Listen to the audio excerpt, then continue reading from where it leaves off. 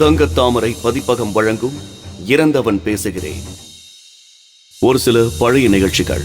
அவன் கைகளும் கண்களும் கட்டப்பட்டு சுவரோரமாக நிறுத்தி வைக்கப்பட்டிருந்தான். அந்த சுவற்றில் சிகப்பு தெரித்திருக்கிறது. ரத்தம், உலர்ந்த ரத்தம். நான் நிரபராதி, என்னை விட்டுவிடுங்கள். அவன் முனகல் குரல் யார் காதிலும் விழவில்லை. மேன்மை தங்கிய அரசியாரின் ஆணையின்படி நீதியின் பேரால் உன்னை பலியாக்குகிறோம். ஆண்டவன் உன் ஆத்மாவுக்கு அமைதி அளிப்பாராக. ஆமென். பாதிரியாரின் பிரார்த்தனை முடிந்ததும் 8 துப்பாக்கிகள் காக் செய்யப்படும் ஓசை, ட்ரம் ஓசை கேட்டது. அது நின்றதும் சல்லடை கண்களாக உடம்பு துளைக்கப்பட சுவற்றில் எகிரி விழுந்தான். உலர்ந்த ரத்தத்தோடு இப்போது புதிய ரத்தமும் சேர்ந்து வழிந்தது. மாந்திரிகத்தின் பேரால் ஊரை ஏமாற்றுகிறவர்கள் யாராயிருந்தாலும் சரி, அவர்களுக்கு இதுதான் கதி. கவர்னர் சிரித்தார். அவர் உள்ளே போக போக சிரிப்பு குரல் தேய்ந்து மறைந்தது. அந்த ஆளின் சடலம் மணலில் கிடந்தது. காற்று வீச வீச மணல் அவன் மேலே தெரித்து விழுந்து விளையாடி கொண்டிருந்தது. கேள்வுன் டீத் கொழுத்த அந்த கான்ஸ்டபிள் புரியாமல் கேட்டான். பார்த்தோம், எனக்கு பிரெஞ்சு வராது. ராம் சொன்னான் கிண்டலாக. தமிழில் பேசு. பொங்கி வரும் சிரிப்பை உதட்டை அடக்கினாள் வித்யா. மினிஸ்கர்ட் உடை, கவர்ச்சியான உருவம், காற்றில் பறக்கும் பாப் தலை. அந்த திறந்த காரின் முன்சீட் சாய்மானத்தின் மீது அமர்ந்திருந்தாள் அவள். முன்சியா, பென்சிலால் தலையை சொரிந்து கொண்டான் கான்ஸ்டபிள். ஐவும் கமராத் பா. என்னப்பா புரியலங்கிறியப்பா என்று ராம் சொன்னபோது புற விரல்களால் உதட்டை மறைத்து சிரிப்பை அடக்கினாள் வித்யா. பார்த்தோம் ஜீரிக்கிறே என்று அந்த கான்ஸ்டபிள் சிரமத்துடன் ஆங்கிலம் பேச முயன்று முடியாமல் போகவே அந்த பக்கம் போன ஆங்கிலம் தெரிந்த பிரெஞ்சுக்காரரை நிறுத்தி மொழிபெயர்க்க சொன்னான். அவன் திட்டிய திட்டுகளை தவிர்த்து மொழிபெயர்ப்பாளர் சொன்ன விவரம்: கலேமுனையிலிருந்து புறப்படும் ஹோவர் கிராஃப்ட் லண்டனின் டோவர் முனைக்கு போய் சேர 1/2 மணி ஆகும். இன்னும் 2 மணி நேரத்தில் ஹோவர் கிராஃப்ட் புறப்பட இருக்கிறது. மணிக்கு 80 மைல் வேகத்தில் போனால் ஹோவர் கிராஃப்டை பிடித்து விடலாம். மொழிபெயர்ப்பாளர் போய் சேர்ந்ததும் சட்டென்று சொன்னான் ராம். டிடோ மெர்சி ஓ ஏ த்ரியோடிங் ஐவுங்யம். அந்த கான்ஸ்டபிள் திடுக்கிட்டு விழிக்க வித்யாவின் சிரிப்பு அணை உடைந்தது. ஹோ என்று சிரிக்கலானாள். முழு வேகத்துடன் கார் புறப்பட்டது. வித்யா திரும்பி பார்த்தபோது அந்த கான்ஸ்டபிள் தொப்பியை கழற்றி கையில் வைத்துக் கொண்டு தலையை சொறிவது தெரிந்தது. சிரித்தான். ஹே ராம், என்ன சொல்லி பயமுறுத்தின அவனை? Thank you, you're a nice man, I like you என்றேன். தப்பா? கொழு கொழு என்று என்னமாயிருந்தான். அவன் தொப்பையில் கிச்சு கிச்சு மூட்டியிருப்பேன். நீதான் அவசரப்பட்டாய். உறும்பு உன் கூட பிறந்தது. குனிந்து அவன் கழுத்தை கட்டி கொண்டாள். பாலி தோட்டங்களுக்கு நடுவே கார் பறந்து கொண்டிருந்தது. ஓ, இந்த பிரான்ஸ் தான் எத்தனை அழகானது என்றாள் வித்யா. வேகம், இன்னும் வேகம் போ. No baby. மினிஸ்கர்ட் மறைக்காத அவள் தொடையை லேசாக தட்டினான். என்னதான் உலகம் சுற்றினாலும் மறுபடியும் இந்தியாவுக்கு தான் போக வேண்டும். இங்கே பரபர என்று பழகிவிட்டால் அப்புறம் கல்கத்தா நெரிசலில் கார் ஓட்டும் போது தூக்கம் தான் வரும். சிரித்தவாறு சரிந்து இடத்துக்கு வந்தாள் வித்யா. அடர்ந்த காடு, கொட்டும் அருவிக்கு பக்கத்தில் கார் நின்றிருந்தது. சங்கடத்துடன் நெளிந்தாள் வித்யா. வேண்டாம் ராம், யாராவது வந்து விடுவார்கள், எனக்கு கூச்சமா இருக்கு. நோ டார்லிங், சலித்துக் கொண்டான் ராம். இதில் கூச்சப்பட என்ன இருக்கிறது? இது வீக்கெண்ட் நியூடியஸ்ட் காலனி. இந்த நேரத்தில் யாரும் வரமாட்டார்கள். இந்த சந்தர்ப்பத்தை விட்டால் இந்தியாவில் இதை பற்றி கனவு கூட காண முடியாது. காட்டு மிராண்டிகள் காலத்துக்கு வர சொல்கிறாய் என்றாள் ஆடைகளை களைந்தவாறு. இல்லை, ஆதாமியவாள் காலத்துக்கு போக சொல்கிறேன். ஜெர்கின்ஸை கழற்றி சட்டை பித்தான்களை நீக்கியவாறு பேசினான் ராம். நிர்வாணத்தை ஏன் தான் அருவருப்பான விஷயமாக நினைக்கிறார்களோ? ரகசியம் என்று மறைக்கத்தான் மனிதனுக்கு வெறியே பிடிக்கிறது. ஓ, கேரி ஆன் வித்யா. அவன் திரும்பும் முன் இரு என்று தடுத்தாள் வித்யா. முதலில் எனக்கு வாக்கு கொடு. நமக்கு இன்னமும் கல்யாணமாகவில்லை. அதை மறக்க மாட்டாயே. நிதானம் தவற மாட்டாயே. நம்பலாமா? நம்பலாம். சத்தியமாக? சத்தியமாக என்று திரும்பியவன் ஓ நோ என்றான். விறுவிறு என்று நெருங்கியவன் இது என்ன பதக்கம் என்று தொடப்போக, இரு, தாயத்தை தானே தொட்டு பார்க்க ஆசைப்படுகிறாய், நானே தருகிறேன் என்று கழற்றி கொடுத்தாள். என்னமோ எனக்கு தெரியாது. சின்ன வயசுல இருந்தே என் கழுத்தில் இருக்கிறது. கழற்றக்கூடாதாம், தரையிலும் விழக்கூடாதாம். மம்மி சொல்லியிருக்கிறாள். Some sentimental feeling. கார் பானட்டின் மீது அதை வைத்தவன் அவளை இழுத்து கொண்டு ஓடினான். தக்கை போன்று லேசாக இருந்த அந்த தாயத்து காற்றில் பறந்து அல்லாடி சரிந்து மட்காடின் ஓரத்தில் தொத்திக் கொண்டு பரபரக்க ஆரம்பித்தது. இதமான வெந்நீர் ஊற்று அவர்களின் உற்சாகத்தை தூண்டிவிட்டது. சிரிப்பதும் கும்மாளமிடுவதும் கேட்டவாறு இருந்தது. சற்று நேரத்திற்கெல்லாம் திரும்ப ஓடி வந்தார்கள். பெரிய துவாலையால் உடம்பை துவட்டிக் கொண்டார்கள். அவன் அந்த துவாலையை கார் பேனட்டின் மீது எரிந்த வேகம் தொற்றினார் போல ஒட்டி கொண்டிருந்த தாயத்து சரிந்து மண்ணில் விழுந்து ஒளி குன்றியது. வித்யாவின் உடம்பில் திடீரென்று ஒரு சிலிர்ப்பு. பின்புறமாக கார் கதவை இறுக பற்றியவள் சரிந்து தரையில் அமர்ந்து விட்டாள். அவளையும் அறியாமல் பேசிக்கொண்டே ஆடைகளை அணிந்து கொண்டான் ராம். பைகளை தடவி கார் சாவியை எடுத்து எரிந்து பிடித்தவன் கவனித்தான். எங்கே அவளை காணும்? வித்யா பதிலளிக்கவில்லை. அழைத்தவாறு காரை சுற்றி வந்தவன் கண்ணில் பட்டாள் அவள். காரின் மீது சாய்ந்தவாறு புல் தரையில் அமர்ந்திருந்தாள் அவள். கண்கள் ஏதோ சூனியத்தை வெறிச்சோடி பார்த்து கொண்டு குத்திட்டு நின்றிருந்தன. வித்யா உலுக்கினான் அவளை. என்ன வித்யா? நான் லண்டனுக்கு போக வேண்டும் என்றாள். வித்யா, நான் லண்டனுக்கு போக வேண்டும் என்றாள் மீண்டும். லண்டன் தானே போக போறோம். நான் லண்டனுக்கு போக வேண்டும். சட்டென்று திரும்பிய அவள் பார்த்த பார்வையில் சுடுபட்டவனைப் போல பின்வாங்கினான் ராம். போகலாம் வித்யா. அது அந்த கரகரப்பான ஆண் குரல். வித்யாவின் குரலா அது? எழுது வித்யா, ஓவர் கிராஃப்டுக்கு நேரமாகிறது. அவளை அழைத்துக் கொண்டு நடந்த போது காலில் ஏதோ இடறியது. குனிந்தான். தாயத்து. காரில் அவளை அமர்த்தியதும் அதை அவள் கழுத்தில் போட்டினான். சோர்வுடன் கண்களை மூடிக்கொண்ட வித்யா அவன் மேல் சாய்ந்து கொண்டாள். கார் சரால் என்று வேகமாக கிளம்பியது. கடல் நீரை கிழித்துக் கொண்டு காற்றாக பறந்து கொண்டிருந்தது ஹோவர்ட் கிராஃப்ட். கடல் பறவை ஒன்று கண்ணாடி ஜன்னல்களை கொத்திக் கொண்டிருந்தது. பின் சீட்டில் ஸ்வீடிஷ் ஜோடி ஒன்று தன்னை மறந்த நிலையில் இருந்தது. போகிற போக்கில் ஒரு பிரிட்டிஷ் ஆள் இந்தியன்ஸ் என்று கேட்டுவிட்டு பதிலை எதிர்பார்க்காமல் போனான். பாஷை புரியாத ஜப்பானிய கெய்ஷா பெண் ஒருத்தி ஒயின் பரிமாறுகிறவனிடம் எதையோ கேட்டு விழித்தவாறு இருந்தாள். ராம், உன்னை ஒன்று கேட்கட்டுமா? ராமின் தோளில் கன்னத்தை பதிய வைத்துக் கொண்டாள் வித்யா. கேள. லண்டனுக்கு வந்தால் நீ ஒரு சில நிபந்தனைகளுக்கு கட்டுப்பட வேண்டி வரும். அழுத்தமாக சொன்னாள் வித்யா. முதலாவது, ஹோட்டல் ஹரிஸ்டோகிராடில் தான் தங்குவேன்.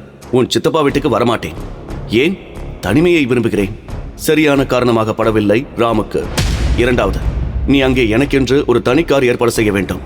தனிக்காரா? எதற்கு வித்யா? லண்டனில் சில இடங்களை தனியாக போய் பார்க்க ஆசை. இதுவும் நியாயமான காரணமாக படவில்லை ராமுக்கு. யோசிக்காதே ராம், வித்யா சொன்னாள். முடியாவிட்டால் சொல்லிவிடு. அடுத்த ஃபிளைட்லேயே இந்தியாவுக்கு திரும்பி விடுகிறேன். ஸ்டூபிட். அப்படியானால் சரி என்று சொல். ஒருவேளை மாறுதலுக்காக தனிமையை விரும்புகிறாளோ? அந்த வெந்நீர் ஊற்று குளியலின் போது ஆடிய விளையாட்டுகள் அவளுடைய மென்மையான உணர்ச்சிகளை முழுவதுமாக தூண்டிவிட்டிருக்குமோ?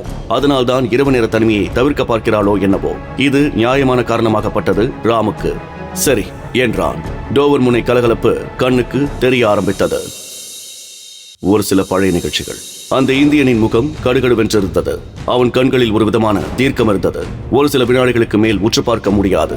வெறி பிடித்த ஓனாய் போல பார்த்தான். சிரிக்கும் போது அந்த கோரை பல்லின் தொற்று எடுப்பாகி கோரமாக தெரிந்தது. கூடாரத்து வாசலில் நின்றிருந்தான். யார் நீ என்றாள் அந்த இளம் பிரிட்டிஷ் சீமாட்டி. காவல். அவன் குரலின் கரகரப்பு சிலிர்க்க வைத்தது. வேட்டைக்கு போனவர்கள் திரும்பும் வரை உங்களுக்கு காவல் என்றான். லண்டன் பக்கிங்ஹாம் அரண்மனை கடிகாரம் இரவு மணி 8 என்று காட்டிக் கொண்டிருந்தது. கால்வாயின் மறுபுறம் சிமெண்ட் சாலையில் நடந்து வந்து கொண்டிருந்தார்கள் 2 பிரிட்டிஷ் கிழவர்கள்.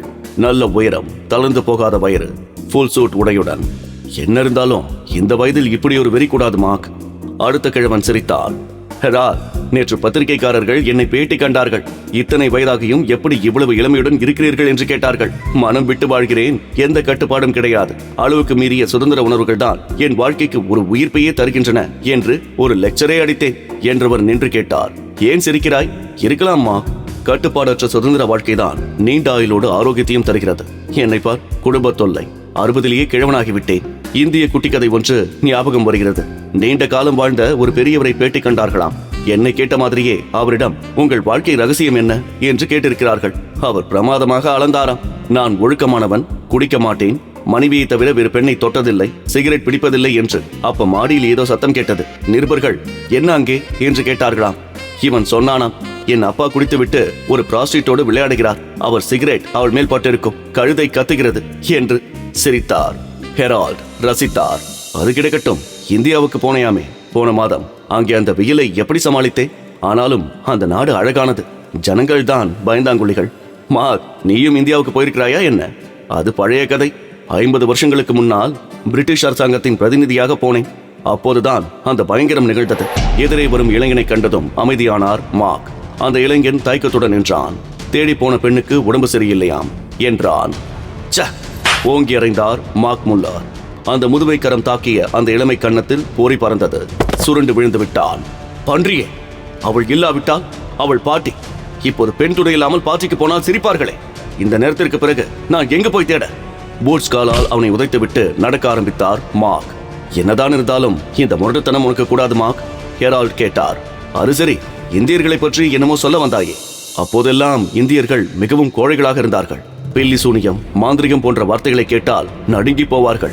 அவர்களின் இந்த பலவீனத்தை பயன்படுத்தியே சில பில்லி சூனியக்காரர்கள் அவர்களை பயமுறுத்தி பணம் பறித்து வசதியாக வாழ்ந்து கொண்டிருந்தார்கள். நான் கல்கட்டா கவர்னராக இருந்த போது அப்படிப்பட்டவர்களை எல்லாம் இங்கே இழுத்து வந்து அரசியாரின் ஆணைப்படி நிற்க வைத்து சுட்டேன். சுட்டு தள்ளினேன். அப்போதுதான் அந்த பயங்கரம் நடந்தது.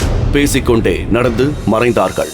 அரண்மனை பெரிய கடிகாரம் இப்போது மணி 8:30 என்று காட்டிக் கொண்டிருந்தது. ஒரு சீஸ் பாலாடை கட்டி, அவித்த உருளைக்கிழங்குகள், நெய் கலந்த சோறு, சிகப்பு நிற குழம்பில் நடுவே சில துண்டு கோழிக்கறி, தக்காளி துண்டுகள் அடங்கிய சாண்ட்விச். தட்டுகளை மேஜை மீது பரப்பிய ஸ்டூவர்ட் குளிர குளிர ஒயின் புட்டி ஒன்றை எடுத்து வைத்தான். இந்த இரவு விருந்து உங்களுக்கு ரசிக்கட்டும் என்று புன்சிரிப்புடன் கூறிவிட்டு மெல்ல நகர்ந்தான். ஒயினை கிளாஸில் ஊற்றிய ராம் வித்யாவை பார்த்தான். பின்னால் இருந்த திரைச்சீலையை சற்றே விலக்கிவிட்டு பார்த்துக் கொண்டிருந்தாள் அவள். அங்கே கனமான கண்ணாடி தடுப்பு காப்பால் பார்ட்டி ஒன்று நடப்பது தெரிந்தது. விதவிதமான ஆட்கள், அரைகுறை ஆடைகள், கிளாஸ் நிறைய ஷாம்பைனுடன் உலாவி வரும் உருவங்கள். ஏதோ பார்ட்டி நடக்கிறது என்றான் ராம். வித்யா பார்த்து கொண்டிருந்தாள். அவள் பார்வை அந்த கும்பலின் நடுவே இருந்த மார்க் முல்லரின் பேரிலே நிலைத்து நின்றது. அவளையும் அறியாமல் கண் கலங்கிக் கொண்டிருந்தது. ஒரு இளம் பெண்ணிடம் எதுவோ கேட்டுக் கொண்டிருந்தார் மார்க் முல்லர். நோ கிராண்ட்பா என்று அவள் சொல்லிவிடவே அவளை திட்டிக் கொண்டிருந்தார். வித்யா, திரையை இழுத்து மூடினான் ராம். எல்லோரும் முன்னையே கவனிக்கிறார்கள். அடுத்தவர்கள் பார்ட்டியை எட்டி பார்ப்பது நாகரிகமில்லை. திரும்பி அமர்ந்த வித்யாவும் முகம் சோர்ந்திருந்தது. வித்யா, ஆர் யூ ஆல் ரைட்? அவனை நிமிர்ந்து பார்த்தாள். I am all right, it's okay என்றவள் போலியான பரபரப்புடன் இயங்கினாள்.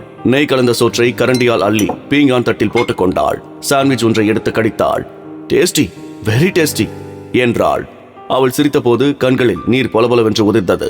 புதிருக்கு பெயர் வித்யா என்று மனதுக்குள் நினைத்துக் கொண்டான் ராம். பால்மால் போலீஸ் ஸ்டேஷனில் அமைதி குடிகொண்டிருந்தது. குடிவெறியில் இருந்த கிழவி ஒருத்தி இன்ஸ்பெக்டரிடம் எதையோ கேட்டு அழுதவாறு இருந்தாள். கிடிகாரம் மணி 12 நெருங்கிக் கொண்டிருந்தது. இன்ஸ்பெக்டர் கிழவியை shut up you old lady என்று அதட்டிக் கொண்டிருந்த போது வெளியே இருந்த கான்ஸ்டபிளிடம் இன்னொரு கான்ஸ்டபிள் அந்த கிழவி விவகாரம் என்ன என்று கேட்டுக்கொண்டிருந்த போதுதான் டெலிபோன் கிணகிடுத்தது. எடுத்து காதில் பொருத்தி கொண்டார் inspector. Pall Mall police station, at your service sir என்றவர் பதில் இல்லாமல் போகவே ஹலோ என்றார். புஸ் புஸ் என்று பாம்பு சீர்வது போன்ற, காற்று வீசுவது போன்ற ஓசை. அதைத் தொடர்ந்து நான் இறந்தவன் பேசுகிறேன். இன்னும் 10 நிமிஷத்தில் ஒரு கொலை செய்ய போகிறேன். நான் இறந்தவன் பேசுகிறேன். டேப்பில் பதித்தது போல திரும்ப திரும்ப சொல்லிக் கொண்டிருந்தது அந்த அமானுஷ்ய குரல். இன்ஸ்பெக்டரின் அதிர்ச்சிமிக்க கேள்விகள் பயனற்று போயின. தொடர்ந்து போனில் அச்சுறுத்தும் மௌனம். அடுத்த வினாடி அந்த போலீஸ் ஸ்டேஷனில் பரபரப்பு நிரம்பியது. நடமாட்டம் அதிகமில்லாத சாலை. ஒரு பங்களாவின் முன்னால் வந்து நின்றது ஒரு கார். வெள்ளை யூனிஃபார்ம் அணிந்த வேலைக்காரன் ஒருவன் இறங்கி வந்து கதவை திறந்துவிட காரிலிருந்து இறங்கி நின்றார் ஹெரால்ட். படியேறி வீட்டினுள் போனார். கதவை திறந்து அவர் உள்ளே வந்தபோது அவர் மனைவி படித்துக் கொண்டிருந்த நாவலை மூடிவிட்டு மூக்கு கண்ணாடியை கழற்றி பீப்பாய் மீது வைத்தாள். முகத்தின் சுருக்கத்தில் வயது தெரிந்தாலும் சின்ன பெண் போல ஒல்லியாக தெரிந்தாள். சாப்பிடுகிறீர்களா? அவளை சுட்டு விரல் அசைத்து அழைத்தார் ஹெரால்ட். எழுந்து வந்த அவளை இறுக அணைத்து உதட்டில் முத்தமிட முயன்றார். அவள் திமிரவே பிடிவாதமாக அவளது கீழுதட்டை கவ்விக்கொண்டார். டோன்ட் பி சில்லி, விலகிக் கொண்டாள். என்னது சிறுபிள்ளைத்தனம்? நீ சொல்கிறாய், சிரித்தார் ஹெரால்ட். என்னை விட வயதில் பெரியவன் மார்க் முல்லர், கிழவன். தினம் ஒரு புது பெண்ணை தேடுகிறானாக்கும். உதட்டை சுழித்து சிரித்தாள் அவள். கொஞ்சம் பொறுங்கள், உங்கள் கடைசி மகள் ரோசி இன்னும் கொஞ்ச நாளில் ஒரு குழந்தையை பெற்று உங்களை 13வது தடவையாக கிராண்ட்பா ஆக்கி விடுவாள். அப்புறமாக கொஞ்சலாம் என்னை. நீண்டதொரு கொட்டாவியை வெளியேற்றினார் ஹெரால்ட். தூக்கம் வருகிறது அணி, நான் படுக்கைக்கு போகிறேன். கொஞ்சமாக பால் மட்டும் கொண்டு வா. ஒரு ஆப்பிள் பழமும் நறுக்கி கொண்டு வருகிறேனே என்று அவள் நகரும் போது ஓகே என்ற ஹெரால்ட் அவளது உட்காரும் இடத்தை தட்டிய போது அவள் சினுங்கும் போதுதான் டெலிபோன் கிடுகிடுக்கலாயிற்று. எடுத்து ஹலோ ஹெரால்ட் என்றவர் பதில் குரலுக்காக காத்து நின்றார். பாம்பு சீரும் ஓசை, ஊதல் காற்றின் ஒலி. தொடர்ந்து நான் இறந்தவன் பேசுகிறேன். இன்னும் கொஞ்ச நேரத்தில் உன் ஃப்ரெண்டை கொலை செய்ய போகிறேன். நான் இறந்தவன் பேசுகிறேன். சிலிர்த்து போயிற்று ஹெரால்டுக்கு. வியர்த்து வழிய கூச்சலிட்டார். யார் நீ? யார் நீ? தொடர்ந்து அச்சுறுத்தும் மௌனம். செயலற்று போய் அமர்ந்து விட்டார் ஹெரால்ட். காரணமின்றி அவர் உடல் படபடுத்துக் கொண்டிருந்தது. பால்மால் ரயில் நிலையத்தின் சுரங்கப்பாதையில் இறங்கி நடந்தார் மார்க் முல்லர். கூரை விளக்குகளின் ஒளியில் அவரது நிழல் நீண்டது. சுருங்கி காலடியில் தேங்கி பின்னால் நீண்டது. தள்ளாடியது. நிற்க ஒட்டாமல் தள்ளாடினார் என்றால் அதற்கு காரணம் வயதும் தள்ளாமையும் அல்ல. அருந்திய விஸ்கி போதாதென்று மேலும் தின்ற 2 LSD கேப்சூல்கள் அவரை தள்ளிவிட்டுக் கொண்டிருந்தன. இரவு மணி 2 அடிக்கப் போகிறது. பிளாட்பாரம் வெறிச்சோடி கிடந்தது. பெண் மனம் துடிக்க வாய் விட்டு உளறினார். பெண் அவளது சிவந்த உதடுகளை கவ வேண்டும். சின்ன கச்சிதமான இடையை தழுவி இழுக்க வேண்டும். முதலில் நெற்றியில், பிறகு கண்களில், பிறகு உதட்டில், கழுத்தில், மார்பில் என்று முத்தமிட்டவாறே இறங்கி வர வேண்டும். ரயில் வரும் ஓசை கேட்டவாறே இருந்தது. சிரமத்துடன் கைகடிகாரத்தை பார்த்தார். மணி 2 அடிக்கப் போகிறது. என் இனிய மகள் கரோலினா சினிமா விட்டு திரும்பி இருப்பாள். டாடி வரவில்லையா மம்மி என்று கேட்பாள். அதற்கு பச்சையாக ஏதாவது பதில் சொல்லும் அந்த கேட்டு பிசாசு. வெறியுடன் நடந்தவர் நின்றார். கவனித்தார். பெண் புடவை கட்டிய இந்திய பெண் முதுகை காட்டியவாறு நின்று கொண்டிருந்தாள். பாதாள குகை ரயில் பாதையில் ஒளி தோன்ற ஆரம்பித்தது. ரயில் ஓசையும் நெருங்கி வர ஆரம்பித்தது. வெறியுடன் நெருங்கினார். தொட முயன்றவர் தயங்கினார். வேற்று நாட்டு பெண், அதுவும் கற்புக்கு மதிப்பு தரும் இந்திய நாட்டு பெண், கூச்சல் போட்டு கலாட்டா பண்ணி விடுவாளோ? ஹோ, கற்பு கத்திரிக்காய் என்று பார்ப்போளானால் இந்த நேரத்தில் இங்க என்ன பண்ணுகிறாளாம்? எனக்கு தெரிந்த இந்த நேரத்தில் இங்கே நிற்கிற பெண்களுக்கு ஒரே நோக்கம்தான் இருக்க முடியும். மெதுவாக ஹலோ என்றார். பதில் இல்லாமல் போகவே மேலும் துணிந்து அவளுடைய தோளை தொட்டார். சட்டென்று திரும்பிய அந்த முகத்தை கண்டதும் திடுக்கிட்டு ஓரடி பின்வாங்கினார். அந்த ஓநாய் பார்வை, பாம்பின் சீற்றம் போன்ற உஷ்ண மூச்சு, தெற்றுப்பல் தெரிய சிரிக்கும் கோரம். நடுக்கத்துடன் மேலும் ஓரடி பின்வாங்கியவர் தள்ளாடி தடுமாறி பிளாட்பாரத்தில் இருந்து ரயில்வே லைனில் விழவும் பெருத்த சத்தத்துடன் ரயில் ஸ்டேஷனில் நுழையவும் சரியாக இருந்தது. சிறு ஓலம், ரயில் பெட்டிகளில் ரத்தம் தெரித்தது, வழிந்தது. எட்டி பார்த்த இன்ஜின் டிரைவர் மிரண்டார். கூடாரத்துக்கு வெளியே ஏதோ சலனம் கேட்டது. எழுந்து வெளியே வந்த சீமாட்டி சற்றும் எதிர்பாராத விதமாக பெரியதொரு சிங்கம் கர்ஜனையுடன் பாய்ந்து விட்டது. கூவுவதற்கோ உதவி கேட்பதற்கோ கூட நேரம் தராமல் புரட்டி புரட்டி எடுத்தது சிங்கம். அது பயங்கரமாக வாயை திறந்து அந்த இளம் சீமாட்டியின் கழுத்தை கவ்வ வருகிறது. அப்போதுதான் புரியாத சொற்கள் கரகரப்பான குரலில் அவன் சொல்கிறது கேட்கிறது. வீரிட்டாளரை திரும்பிய சிங்கம் அவன் மேல் பாய முயன்றது. அவன் 2 கைகளையும் நீட்டி முணுமுணுத்தவாறு சிங்கத்தை உற்று பார்த்தான். பிறகு தொற்றுப்பல் தெரிய கோரமாக சிரிக்க ஆரம்பித்தான். பழுக்க காய்ச்சி இரும்பினால் சூடுபட்டதைப் போல சிங்கம் விரிட்டலறி விலகியது. கொஞ்ச நேரம் விழுந்து புரண்டு பயங்கரமாக வீரிட்டு புழுதி கிளப்பியது. பிறகு அசையவில்லை. அவன் தொடக்கூட இல்லை. சிங்கம் செத்துவிட்டது. இரவு காட்சி முடிந்து விட்டது. கும்பல் கும்பலான அந்த கூட்டம் வெளியேறி போகும் மட்டும் காத்திருந்த அந்த மோட்டார் சைக்கிள் சரால் என்று கிளம்பியது. அதை ஓட்டிச் சென்ற கரோலினா சிரித்தாள். ஷாம்பு போட்டு அலசிய அவளது மென்மையான கூந்தல் காற்றில் பறந்து அல்லாடியது. பேண்ட்டும் ஜெர்கினும் இணைந்த கருப்பு தோலாடையின் ஜிப்பை கழுத்து வரை இழுத்து விட்டுக் கொண்டாள். சிரித்தாள். அழகாக சிரித்தாள். பின் இரவின் அமைதியை கிழித்தவாறு காற்றாக பறந்தது பைக். சிரித்தவாறு இருந்த கரோலினா கவனித்தாள். சற்று தொலைவில் மாடி பால்கனியில் நின்றவாறு புகைத்துக் கொண்டிருந்தது ஒரு உருவம். அந்த வீட்டை கடந்து போய்விட்டவள் திரும்பி வந்து அவனுக்கு நேர்கீழாக நின்றாள். ஹாய் ஜோ என்றாள். பெரிய கொக்கோ கிளாஸுக்கு பின்னால் அவளது கண்கள் குறும்புடன் சிரித்தன. குனிந்து பார்த்தான். அந்த கவர்ச்சியான வாலிபன் ஹாய் கரோலினா என்று கூவினான் உற்சாகத்துடன். என்ன பண்ணி கொண்டிருக்கிறாய் ஜோ? தூக்கம் வரவில்லையா? இல்லை, நீ வந்து தூங்க வைத்து விட்டு போகிறாயா? மாட்டேன், நீ குறும்புக்காரன், உன்னை நம்ப மாட்டேன். மேலே வாயேன் ப்ளீஸ். நோ, நீ இறங்கி வா. அவள் சிரித்தாள். வரமாட்டாயா? உன்னை இறங்க வைக்கிற வித்தை எனக்கு தெரியும் என்றவாறு மார்புப்புற ஜிப்பை சரால் என்று இறக்கினாள். தெருவிளக்கின் ஒளியில் முயல் குட்டிகள் போல துருத்தி நின்ற இளமை பளிச்சென்றதும் யாஹூ என்று உற்சாகமாக வீரிட்டவாறு சட்டென்று மறைந்தான் அந்த ஜோ. கரோலினா சிரித்தாள். ஜிப்பை மீண்டும் மேல் நோக்கி இழுத்துவிட்டு காத்து நின்றாள். மரப்படிகள் அதிர அதிர அவன் இறங்கி வருவதை உணர்த்தியதும் புறப்பட தயாராகி கொண்டாள். தெருக்கதவை திறந்து அவன் வெளிப்பட்டதும் மோட்டார் பைக் சரால் என்று பாய்ந்து புறப்பட்டது. கரோலினா என்று அவன் வெறியுடன் கூவியது அவளுடைய உற்சாகத்தை அதிகப்படுத்தியது. சிரித்தாள். மோட்டார் பைக்கின் கீழே பூமி நழுவி நழுவி பின் சென்றது. அவள் வீட்டை அடைந்த போது நீளமான படிக்கட்டுகளின் மேல் தளத்தில் அம்மா நின்றிருந்தாள். வண்டியை ஸ்டாண்ட் போட்டு நிறுத்திவிட்டு கனமான பூட்ஸுகள் ஒலிக்க ஒலிக்க படியேறி வந்தாள் கரோலினா. ஹாய் மம்மி, டாடி இன்னும் வரவில்லையா? தினமும் அவள் கேட்கும் கேள்விதான் அது. கிழவன் எந்த கட்டிலில் எந்த விபசாரியுடன் உருளுகிறானோ? தினமும் அவள் அம்மா மார்த்தா தரும் பதில்தான் அது. தனது அறைக்குள் நுழைந்த கரோலினா கழற்றி வைக்கும் போதுதான் போன் ஒலித்தது. கிணு என்றது. எடுத்தாள். Carolina here.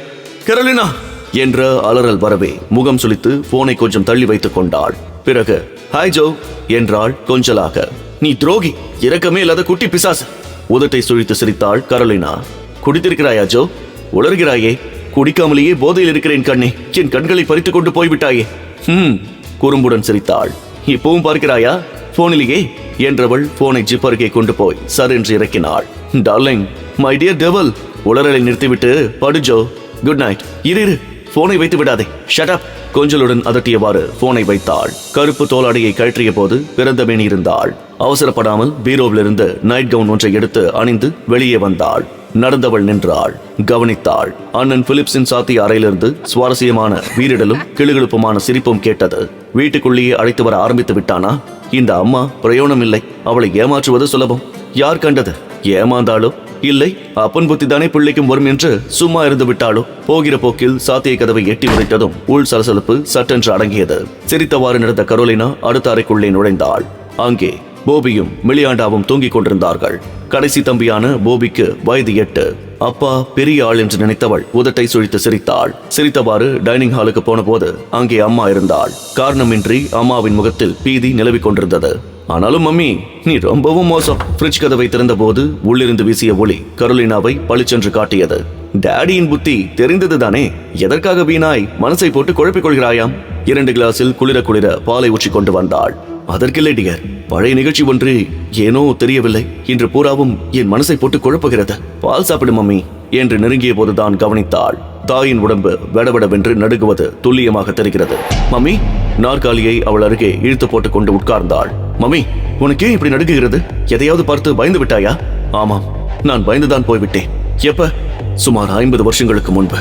குபீர் என்று சிரித்து விட்ட கரோலினா, ஷட் அப் பேபி, இது சிரிக்கிற விஷயம் இல்ல, ஐ எம் சீரியஸ் என்றதும் வாயடைத்து போய்விட்டாள். வெறிநாய் போல அந்த இந்தியன் இவர் வெறிக்க பார்த்தது. பழி வாங்காமல் விடமாட்டேன், இறந்தாலும் எழுந்து வருவேன், உன் பரம்பரையை முழுக்க அழிப்பேன் என்று கத்தியது. உடம்பை துளைத்த துப்பாக்கி குண்டுகளோடு நடந்து வர பார்த்தது. செத்து விழுந்த பிறகும் அவன் பார்வை இவர் மேலேயே பொதிந்து நின்றது. எல்லாமே நேற்று போல நினைவுக்கு வருகிறது. கண்களை மூடிக்கொண்டு கண்ணீர் விட்டாள் மார்த்தா. ஓ ஜீசஸ், என் மனம் ஏன் அதையெல்லாம் நினைத்து பார்க்கிறது? மம்மி, அழுகிறியா மம்மி? மெல்ல நிமிர்ந்த மார்த்தா நடுங்கும் கைகளால் பாலை எடுத்து குடிக்க ஆரம்பித்தாள். கரோலினா தனது அறைக்கு திரும்பிய போது டெலிபோன் ஒலித்துக் கொண்டே இருந்தது. Carolina here. கரோலினா என்ற அலறல் வந்ததும் கோபம் வருகிறது. ஏ ஜோ, பேசாமல் படுக்க மாட்டாய் நீ? தூக்கம் வரவில்லையே கண்ணே, அவன் குரல் கெஞ்சியது.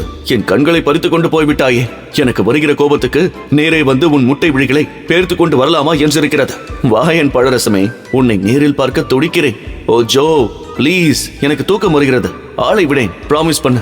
என்ன ப்ராமிஸ்? நாளை ராத்திரி புறாவும் என்னோடு ஹோட்டல் அரிஸ்டோகிராடில் தங்குகிறாய். இரவு புறாவும் முடியாது, 2 மணி வரை வேண்டுமானால் தங்குகிறேன். Thank you my dear ghost. போனிலேயே முத்தமிட்டான். இப்பவே ரூம் புக் பண்ணுகிறேன். டேமிட், இந்த ராத்திரியா? காலையில் பார்த்துக் கொள்ளலாம். படு பேசாமல். போனை வைத்துவிட்டு அப்பால் நகரும் முன் மீண்டும் டெலிபோன் ஒலிக்க ஆரம்பித்தது. எரிச்சலுடன் எடுத்தாள். ஹலோ டார்லிங், ஜோ கத்தினான். ஸ்காட்ச் போதுமா இல்ல ஷாம்பேனா வேணுமா? நரகத்துக்கு போ. சீறி விழுந்தாள். இன்னொரு தடவை போன் பண்ணினால் நான் எடுக்க மாட்டேன். வை போனை என்று அதட்டியதும் வைத்து விட்டான். தூக்கம் கண்களை சுழற்றியது. சின்ன உதடுகளை திறந்து ஒரு கொட்டாவியை வெளியேற்றியவள் எழுந்தாள். நைட் கவுனை கழற்றி வைத்துவிட்டு கட்டிலில் ஒடுங்கினாள். வெள்ளை வெளியேற என்ற போர்வையினுள் ஆடையற்ற அவள் உடல் மறைந்ததும் டெலிபோன் கிணுகிணுக்க ஆரம்பித்தது. எரிச்சலுடன் திரும்பி பார்த்தாள். என்னானாலும் சரி, எடுத்து பேசுவதில்லை என்று உறுதியுடன் முகத்தை மூடிக்கொண்டாள். டக் என்ற ஓசையுடன் போன் ஒலிப்பது நின்றதும் விழுக்கென்று எழுந்து அமர்ந்தாள். கீழே யாரோ போனை எடுக்கிறார்கள். ஒருவேளை மம்மியோ? ஐயோ, இந்த ஜோ எடுத்தடுப்பிலேயே டார்லிங் டெவில் என்பானே. பரபரப்புடன் போனை எடுத்து காதில் பொத்தியவள் திடுக்கிட்டு போனாள். அம்மாவின் அலறல் தெளிவாக கேட்டது. பால்மால் போலீஸ் ஸ்டேஷன் இன்ஸ்பெக்டர் வருத்தத்தோடு ஏதோ செய்தி சொல்லிக் கொண்டிருந்தார். பயந்தது நடந்துவிட்டது. அம்மா அலறினாள். அந்த இறந்தவன் மீண்டும் எழுந்து வந்து விட்டான். இனி என் குடும்பம் அழிய போகிறது, அழியத்தான் போகிறது. மெய் சிலிர்த்தது கரோலினாவுக்கு. கருப்பு உடைகளுடன் சவ உருவத்தில் வந்து கொண்டிருந்தாள் கரோலினா. போபியை தூக்கி கொண்டு நடந்தாள். அந்த போபியின் உதடுகள் பிதுங்கியிருந்தன. அப்பாவின் மரணம் அவனுக்கு புரியாத விபரம். அவன் அழுகைக்கு காரணம் அம்மா அழுகிறாள், அக்கா அழுகிறாள். பிரமை பிடித்தார் போல நடந்து கொண்டிருந்தாள் கரோலினா. டாடி போய்விட்டாரா? சின்ன வயதில் பிஞ்சு கையால் அவரது பெரிய கையை பற்றி கொண்டு கடை வீதியில் நடக்கும் போது ஐஸ்கிரீம் பார்லர் வந்ததும் like to have one more ice cream dear என்று கேட்டாரே, அந்த டாடி இறந்து போய்விட்டாரா? காலேஜுக்கு போக மோட்டார் பைக் வேண்டும் என்று கேட்டபோது வாங்கி தந்து ஓட்டவும் சொல்லிக் கொடுத்தாரே. இரவு எந்நேரமானாலும் கூட அறைக்குள் வந்து தூங்கும் என் நெற்றியில் முத்தமிட்டு my baby I love you so much என்பாரே, அந்த டாடி அதை எப்படி இறந்து போய்விட்டார்? பேபி யுவர் கால் என்று போனை நீட்டும் போதே கிண்டலுடன் கண் சிமிட்டி சிரிப்பாரே, அந்த டாடியா பெட்டியில் அடைத்து வைத்திருக்கிறார்கள், அதுவும் சதைக்குளமாக. காற்றோடு காற்றாகி மண்ணோடு மண்ணாகி இயற்கையோடு ஒன்றாக போகும் ஆத்மாவே, கர்த்தர் உன்னை பரிபாலிக்கட்டும். அமைதி பெற்று உன் ஆவி அமைதி அடைவதாக. ஆமென். பாதிரியார் சடங்கை முடித்ததும் ஆளுக்கு ஒரு பிடி மண்ணை போட்டபோது சவப்பெட்டி சடசடவென்றது. போபியை அணைத்துக் கொண்டு கதரும் கரோலினா யாரோ தன் தலையை வருடுவது அறிந்து நிமிர்ந்தாள். பாதிரியார், மகளே, வாழ்க்கை ஒரு ரயில் பயணம் மாதிரி. இறங்க வேண்டிய நேரம் வந்தால் இறங்கித்தான் ஆக வேண்டும். அவர் நேரம் வந்துவிட்டது, இறங்கிவிட்டார். அழாதே. கலங்கிய கண்களுடன் சுற்றிலும் பார்த்தாள். மயக்கமாக அமர்ந்திருந்த அம்மா மார்த்தாவை சுற்றி ஒரு கும்பல். அண்ணன் பிலிப்ஸுடன் அந்த பெண். இந்த நிலையிலும் கூட அந்த பெண்ணை பார்த்தால் பற்றி கொண்டு வருகிறது. காசுக்காக எதையும் செய்யும் சனியன். இவள் வெறுப்பை உணராத அந்த அண்ணனின் காதலி நே என்று விழித்தவாறு நின்று கொண்டிருந்தது. எரிச்சலுடன் திரும்பிய கரோலினாவின் கண்களில் பட்டான் ஜோ. அவன் முகத்தில் துக்கமும் ஏமாற்றமும் வெளிப்படையாகவே தெரிந்தன. போபியை இறக்கிவிட்டாள். அவள் அம்மாவை நோக்கி ஓடிப்போனாள். ஜோ பார்த்து கொண்டிருந்தான் வேதனையுடன். காலையில் எழுந்ததும் முதல் வேளையாக ஹோட்டல் அரிஸ்டோகிராட்டிற்கு போய் 16வது மாடியில் சூட் ஒன்றை ஏற்பாடு செய்துவிட்டு வந்து டெலிபோன் செய்தபோதுதான் விஷயமே தெரிய வந்தது. அவசரமாக கருப்பு உடை அணிந்து கல்லறை மைதானத்துக்கு ஓடி வந்திருக்கிறான். சோக பதுமையாக இருக்கும் கரோலினாவிடம் என்ன கேட்க முடியும்? எப்படித்தான் சொல்ல முடியும்? Hi Joe. அவள் குரலில் கண்ணீர் தெளிவாக தெரிந்தது. எனது மனமார்ந்த துக்கத்தை தயவு செய்து ஏற்றுக்கொள் என்றான் ஜோ. Room reserve பண்ணிவிட்டாயா? முதலில் கவனிக்காதவன் அவள் மீண்டும் கேட்டபோது வியப்புடன் பார்த்தான். என்ன ஜோ அப்படி பார்க்கிறாய்? எனக்கு மூளை குழம்பி விட்டது என்றா? இல்லை ஜோ, நான் சோகமாக இருக்கிறேன். எனக்கு நிம்மதி தேவை. அழுது கொண்டிருக்கிறேன் ஜோ, என்னை சிரிக்க வைப்பாயா? தாங்க முடியாத அவள் சோகம் அவன் நெஞ்சில் வெடித்தது. கதறி அழும் அவளை தழுவிக் கொண்டான். அந்த இளம் சீமாட்டி கண் விழித்த போது அவன் வாசலில் பின்புறமாக கை கட்டி கொண்டு கம்பீரமாக நின்றிருந்தான். சூன்ய வெளியை வெறிச்சோடி பார்த்து கொண்டிருந்தான். சீமாட்டியின் காயங்களுக்கு மருந்து பூசி கட்டு போட்டிருந்தது. அவனது மனிதாபிமானம் அவள் நெஞ்சை தொட்டது. நன்றி என்றாள். பதிலில்லை. நீ மந்திரவாதியா என்றாள். வெறும் பார்வையாலேயே சிங்கத்தை கொன்றுவிட்டாயே. மெதுவாக திரும்பி பார்த்து நெருங்கினான். அவளது 2 தோள்களையும் பற்றி உலுக்கினான். ஆமாம், மந்திரவாதிதான். ஆனால் உன் கணவன் நினைப்பது போல் ஏமாற்றுக்காரன் இல்லை, புரிகிறதா என்றான் அதட்டலுடன். 216. அந்த ரிசப்ஷன் அழகி வியப்புடன் கேட்டாள். அதில் ஒரு இந்திய பெண் தானே இருக்கிறாள்? உங்கள் பெயர்? மிஸ்டர் அண்ட் மிஸ்ஸஸ் ஜோசப் மேக்னிஃபிக் என்றாள் ஜோ. உதட்டை மின்றவாறு லெஜரை பார்த்தாள். 215. சாவியை வாங்கி கரோலினாவிடம் தந்துவிட்டு சொன்னான். நீ போய் ரூமில் இரு, நான் விஸ்கி ஆர்டர் கொடுத்து விட்டு வருகிறேன். 16வது மாடி, நிறைய வாங்கி வா என்றாள் கரோலினா சோகத்துடன். எனக்கு நிறைய தேவை. லிஃப்ட் ஏறி 16 என்று சொல்லிவிட்டு நின்றாள். 13, 14, 15, 16. லிஃப்ட் கதவு திறந்தது. வெளியே வந்தாள். 200 முதல் 230 வரை என்ற குறிப்போடு அம்புக்குறி காட்டிய பக்கமாக நடந்தாள். 14, 215. சாவியை செருகி திருகி கதவை திறந்தவள் திடுக்கிட்டாள். சோஃபாவில் அமர்ந்திருந்த அந்த இந்திய பெண்ணின் உருவம் சட்டென்று திரும்பி பார்த்தது. மன்னிக்கவும் என்று கதவை சாத்தியவள் நிமிர்ந்து நம்பரை பார்த்தாள். 215. சரியாகத்தானே இருக்கிறது என்று நினைத்தவள் மீண்டும் கதவை திறந்தபோது அங்கு யாரும் இல்லை. அறை முழுவதும் ஹோ என்று காலியாக இருந்தது. அச்சத்துடன் உள்ளே நுழைந்தாள். Who's there? பதிலில்லை. அச்சுறுத்தும் மௌனம். சோஃபாவில் யாரோ உட்கார்ந்திருந்து அப்போதுதான் எழுந்து போயிருக்கிறார்கள் என்பதற்கு அடையாளமாக விழுந்த பள்ளம் மெல்ல நிரவி சமநிலைக்கு வந்து கொண்டிருந்தது. I know somebody is there. Hey, who is it? என்றாள். பதிலில்லை. பீப்பாய் மீது அன்றைய மாலை பேப்பர் மடித்து வைக்கப்பட்டிருந்தது. அது காட்டிய செய்தி அவள் அப்பாவின் துர்மரண செய்தி. என்ஜின் டிரைவரின் வாக்குமூலப்படி பிளாட்பாரத்தில் ஒரு இந்திய பெண் மட்டுமே இருந்ததாக குறிப்பிடப்பட்டிருந்தது. இந்திய பெண். அவள் உடல் சிலிர்த்தது. குளியலறையில் சலனம் கேட்டது. மெல்ல நடந்து போய் கதவை திறந்தபோது வாஷ் பேசனில் சரால் என்று வேகத்துடன் நீர் பாய்ச்சியவாறு இருந்தது. குழாயை நிறுத்தியவள் கவனித்தாள். தரையிலே ஈரச்செருப்பு அடையாளங்கள்.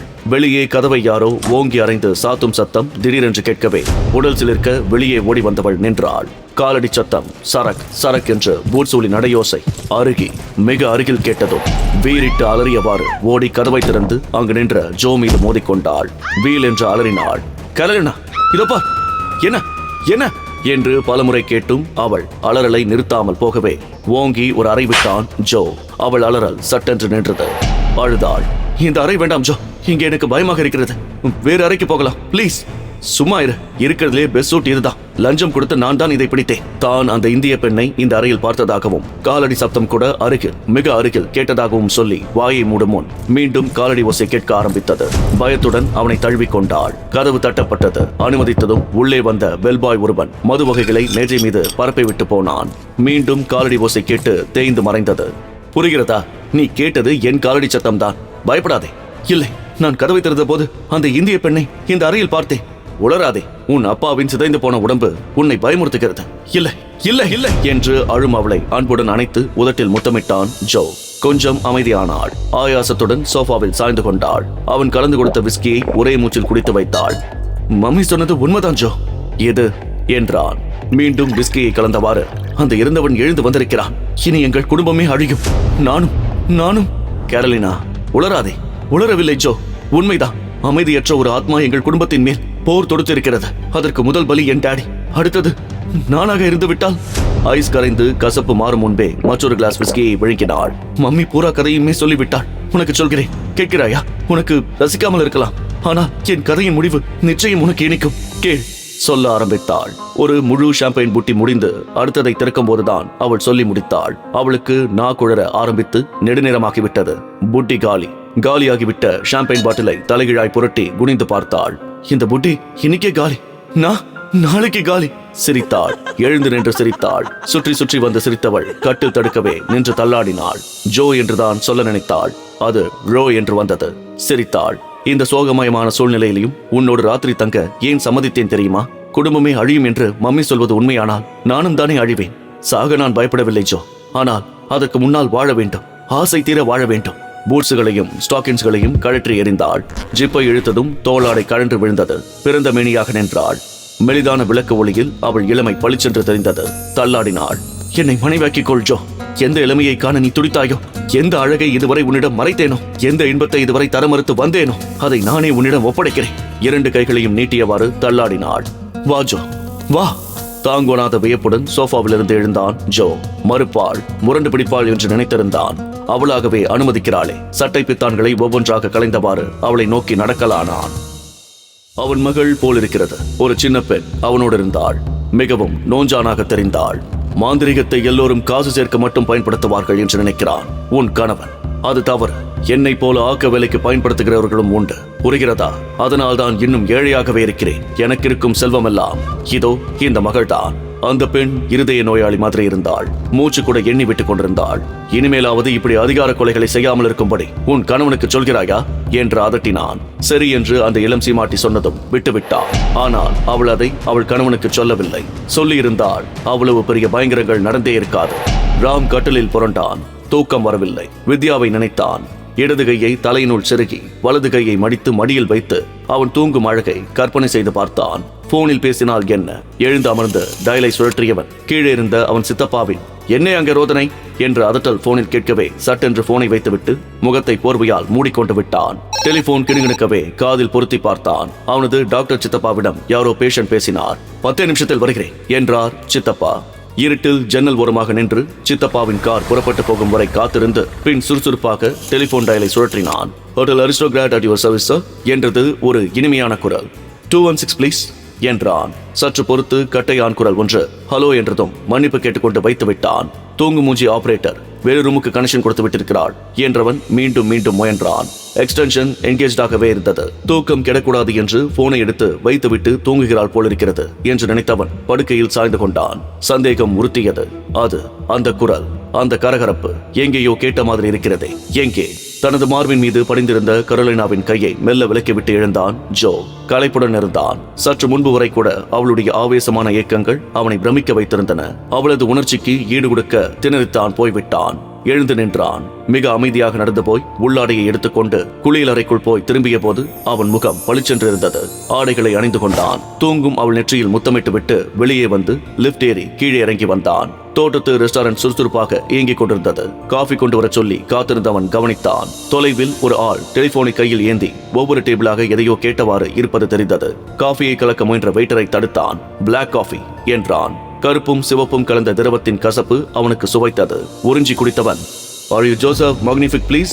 என்கிற குரல் கேட்டு நிமிர்ந்தான். அந்த டெலிபோன் ஆள் பக்கத்து டேபிளில் விசாரித்துக் கொண்டிருந்தான். "It's me" என்றவன் போனை வாங்கி காதில் பொருத்திக் கொண்டான்.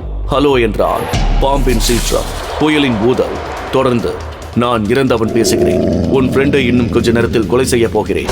நான் இறந்தவன் பேசுகிறேன்." பதற்றத்துடன் இவன் கேட்ட கேள்விகள் யாவுமே பயனற்று போயின. பிரமை பிடித்தாற் போல அமர்ந்திருந்தவன் ஒவ்வொரு நம்பராக சுழற்றி பேசினான். நெருங்கிய நண்பர்களை அழைத்தான். சிலர் சீறினார்கள், பலர் கேலி செய்தார்கள், சிலர் அவனை பைத்தியம் என்றார்கள். பேசியவாறே அண்ணாந்து பார்த்தவனுக்கு உணர்வு சுரீர் என்றது.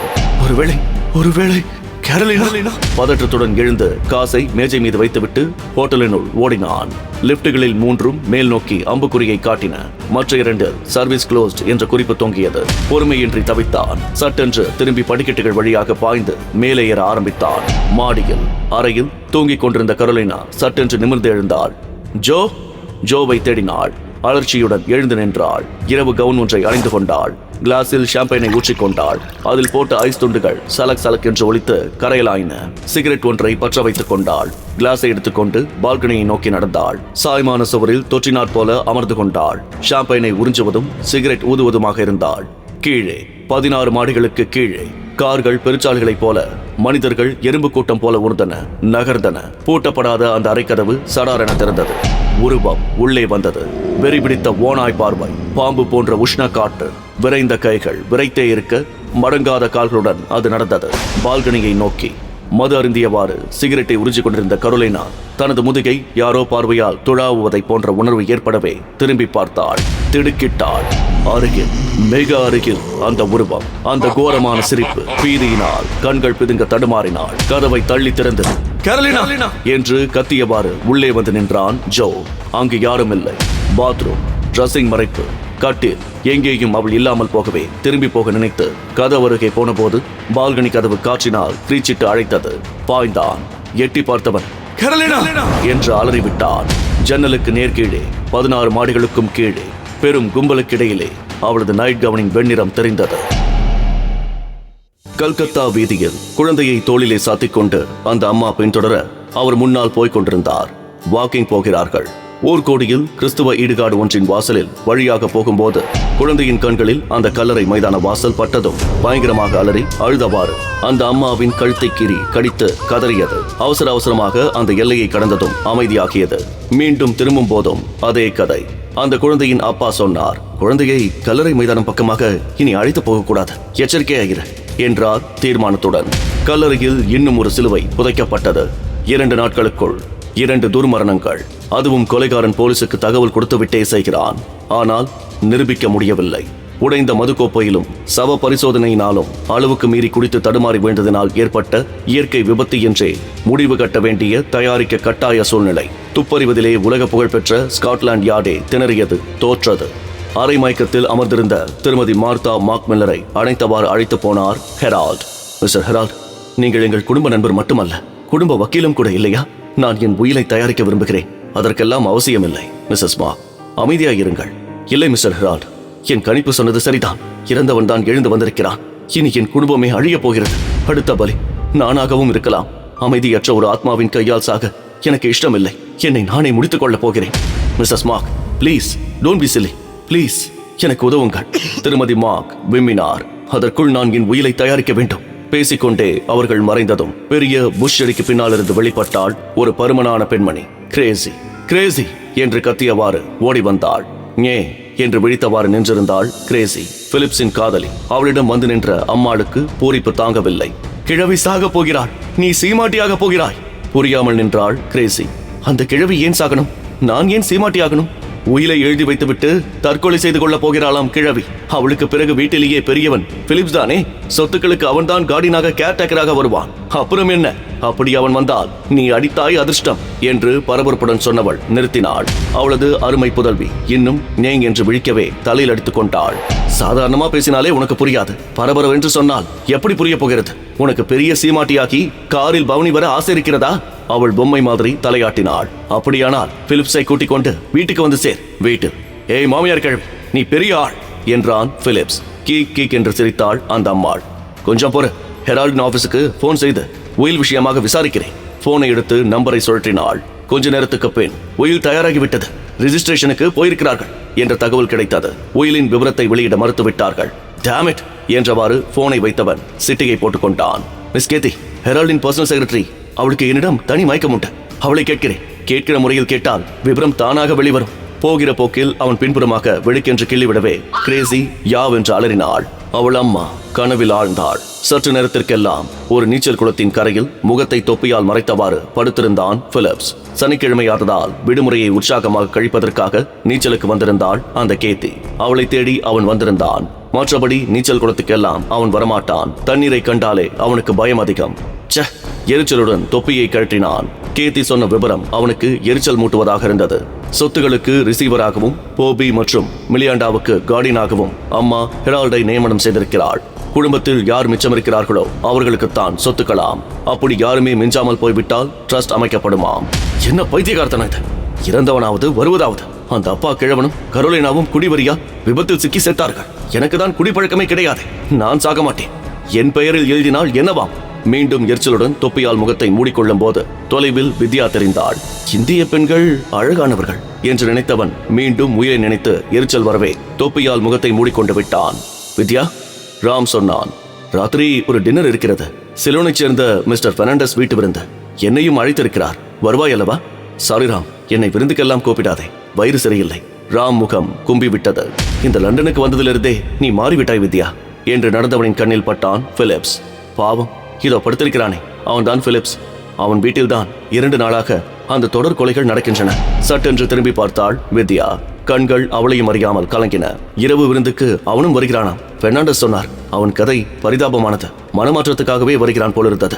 எத்தனை மணிக்கு விருந்து என்றாள் வித்யா சட்டென்று. 7 மணிக்கு. ஏன் என்றான் ராம் வியப்புடன். நானும் வருகிறேன், ஆனால் எதையும் சாப்பிட மாட்டேன். இப்பவே சொல்லிவிட்டேன். ஜஸ்ட் அந்த அட்மாஸ்பியரை மட்டும் ரசிக்கப் போகிறேன். வியப்புடன் பார்த்த ராம் நினைத்து கொண்டான். புதிரே, உன் பெயர்தான் வித்யாவா? ஆவி பறக்கும் முட்டை பொரியலை நீக்ரோ ஆயா கொண்டு வந்து வைத்தபோது குழந்தைகளை அணைத்து கண்ணீர் வடித்துக் கொண்டிருந்தார் திருமதி மார்க் முல்லர்.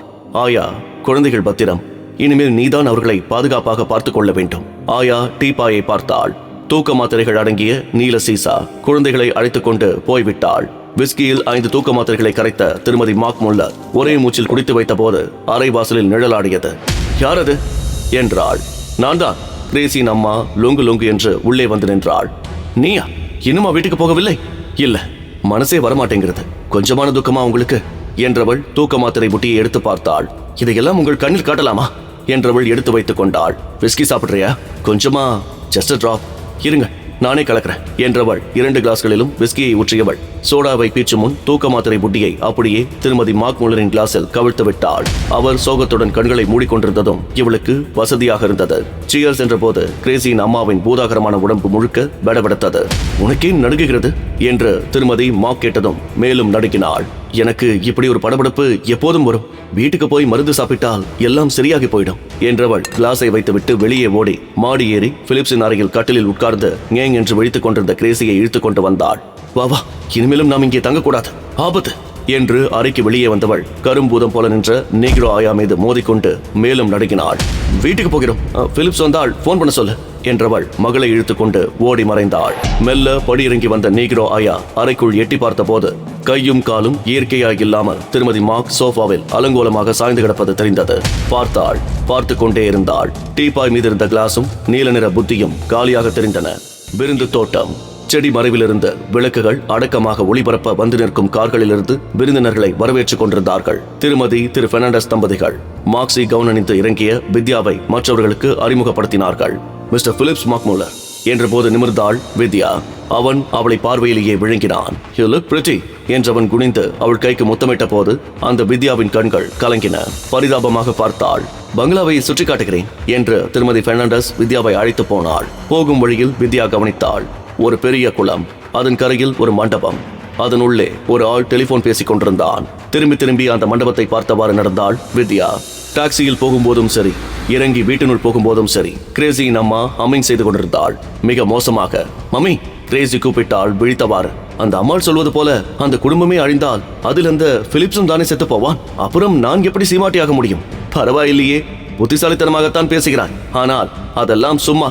செத்தவனாவது எழுந்து வருகிறதாவது. அந்த கிழவனும் அவன் பெண்ணும் குடி வெறியினால் விபத்தில் சிக்கி செத்தார்கள். பிலிப்ஸுக்கு தான் குடிக்கிற பழக்கமே இல்லையே என்ற அம்மாள் பொறித்து போனாள். இந்நேரம் அந்த கிழவி கதை முடிந்திருக்கும். பிலிப்ஸ் தான் எஜமானனாவான். நீ சீமாட்டியாகி விடுவாய். அதை கொண்டாட இதோ ஒரு பெக் என்று கிளாஸில் கலந்தவாறு சொன்னாள். போன் மணி அடிக்கிறது பார், எடுத்து பேசு என்றாள். போனை எடுத்த கிரேசி கொஞ்ச நேரம் நேங் என்று விழித்தவாறு நின்றாள். பிறகு சரி என்று வைத்தாள்.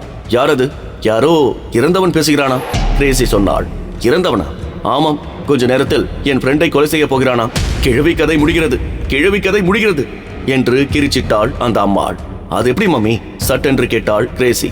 அந்த கிழவி எனக்கு ஃப்ரெண்ட் இல்லையே, பிலிப்ஸ் தானே எனக்கு ஃப்ரெண்ட். இப்போது அந்த அம்மாள் நேங் என்று விழிக்க ஆரம்பித்தாள். போலீஸ் ஸ்டேஷனில் ஜோ முதல் நாள் நிகழ்ச்சிகளை விவரித்துக் கொண்டிருந்த போதுதான் அந்த போன் கால் வந்தது. நான் இறந்தவன் பேசுகிறேன் என்ற குரலை கேட்டதும் இன்ஸ்பெக்டர் சைகை காட்டவே அடுத்த டெலிபோன் மூலமாக எக்ஸ்சேஞ்ச் உஷார்படுத்தப்பட்டது. டெலிபோன் வைக்கப்படும் முன் எக்ஸ்சேஞ்சிலிருந்து பதில் வந்துவிட்டது. ஜார்ஜ் பெர்னாண்டஸ் என்கிற சிலோன்காரரின் வீட்டில் விருந்துக்காக அமைக்கப்பட்ட ஸ்பெஷல் போன் சர்வீஸ் அது. போலீஸ் வண்டிகள் அலறலுடன் சரையில் சரையில் என்று புறப்பட்டன. விருந்து மண்டபத்தில் சலிப்புடன் அமர்ந்திருந்தான் ராம்.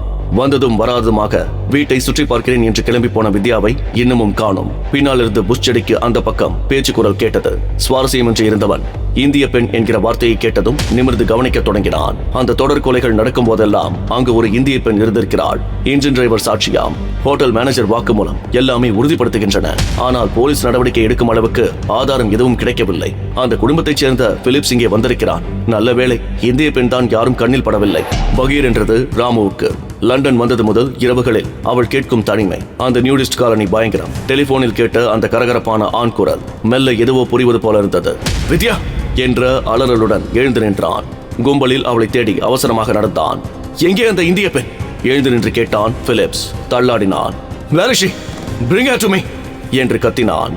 நண்பர்களின் கும்பல் சிரித்தது. அவன் குடிக்க மாட்டான் என்று தெரிந்து 2 LSD மாத்திரைகளை கோகோ கோலாவில் கரைத்து கொடுத்திருந்தார்கள். அவனுக்கே தெரியாமல் அதோ அந்த குளத்தில் நீச்சல் அடிக்கிறான், ஆடையே இல்லாமல் நிர்வாணமாக என்றார்கள். வேண்டுமென்றே தட்டு தடுமாறி நடந்து போனான் பிலிப்ஸ். போனை வைத்தாள் வித்யா. அவளிடம் மாற்றம் இருந்தது. பேய் தன்மை தெரிந்தது. அலங்கார விளக்கின் பல்பை திருக்கி எடுத்தாள். மண்டபம் இருட்டில் ஆழ்ந்தது. கீழே கிடந்த சிகரெட் பெட்டியிலிருந்து சரிகையை உருவி எடுத்து பல்பின் செருகுமிடத்தில் வைத்து மீண்டும் திருக்கினாள். பொட்டென்று அந்த சுற்றுப்புறம் பூராவிலும் மின்சாரம் தடைப்பட்டு போயிற்று. இருட்டில் மூழ்கியது விருந்து தோட்டம். வித்யா என்று முன்னேறி ஓடிய ராம் மீது மோதி குளத்தின் அருகே வந்து விழுந்தான் பிலிப்ஸ். எழுந்து நின்றான். Where is she? என்று கத்தியவாறே குளத்தை சுற்றி சுற்றி வந்தவன் அந்த உருவத்தின் மீது மோதி விழுந்தான். உற்று பார்த்து இழித்தான். Is it you? என்றவனுக்கு லாவெண்டர் மனம். கைக்கு முத்தமிட்ட போது அவன் ரசித்த அதே மனம் அவளை அடையாளம் காட்டிற்று. அவளை அணைக்க முயன்றவன் தனது மார்பின் மீது 2 முரட்டு கைகள் தடுப்பதை உணர்ந்தான். வெறிபிடித்த ஓனாய் பார்வை, பாம்பு போன்ற மூச்சு, தெற்றுப்பல் தெரிய கோரமான சிரிப்புடன் அது முரட்டுத்தனமாக தள்ளிவிடவே நிலை தடுமாறி தண்ணீரில் விழுந்தான். நல்ல வேளை ஆழம் அதிகமில்லை. கழுத்தளவு நீரில் நடந்து அவன் கரையேற முயலும் போது முகத்தை பிடித்து முரட்டுத்தனமாக தள்ளியது அது. போதை கலைய பீதியுடன், ஹே என்னை தள்ளாதே, எனக்கு நீச்சல் தெரியாது என்றவனின் முன்னூச்சி மயிரை இறுக பிடித்து நீரில் அழுத்தியது அது. மிகுந்த பிரயாசையுடன் தன்னை விடுவித்துக் கொண்டவன் கேட்டான். என்னை கொலை செய்ய பார்க்கிறாயா பிட்ச் என்றவன். அது மீண்டும் முன்னூச்சி மயிரை இறுக பிடித்த போது அதன் கொலைவெறியை உணர்ந்தான். முகம் வெளுத்தது. நீ நீ மம்மி சொன்ன அந்த இறந்தவன் நீதானா? அப்படியானால் நான் சாக போகிறேனா என்றவன் பீதியுடன் அலறினான். Help me, help! அவன் அலறல் சூழ்நிலையின் ஆரவரத்தில் அமங்கி போயிற்று. முகத்தை நீரில் அழுத்தியது. மூச்சுக்காக போராடினான். அவன் துடித்த துடிப்பில் தெரித்த நீர் அவள் மாக்சி கவுனை நனைத்தது. 1 நிமிடம், 2 நிமிடம், துடிப்படங்கியது. கால்கள் தானாக பின்புறமாக எழும்பி வந்தன. மிதந்தான். பள்ளிக்கூடம் வகுப்பு நடக்கிறது. சரித்திர ஆசிரியையின் பேச்சு தெரிந்து வந்து பிள்ளி சூனியக்காரர்களை பற்றி வருகிறது. பிரிட்டிஷ்காரர்கள் நம் நாட்டை ஆளும் போது அப்படிப்பட்ட சூனியக்காரர்களை நாடு கடத்திச் சென்று சுட்டுக் கொன்றார்கள். திடீரென்று எழுந்து நிற்கும் மாணவி ஒருத்தி, உண்மைதான், என் அப்பாவை அப்படித்தான் சுட்டுக் கொன்றார்கள். அதை நேரில் பார்த்த நான் இதயம் பிடித்து செத்து போனேன். இப்போது அவர் ஆவி லண்டனில் அலைகிறது என்றாள். மெய் சிலிர்த்து போயிற்று அனைவருக்கும். போலீஸ் வாகனங்கள் ஒளியை சிந்தின. இந்திய பெண் யாராவது இருக்கிறீர்களா என்று இன்ஸ்பெக்டர் கேட்டதும், இதோ மிஸ் வித்யா என்று பெர்னாண்டஸ் கூறியதும் அதிர்ந்து போனான் ராம்.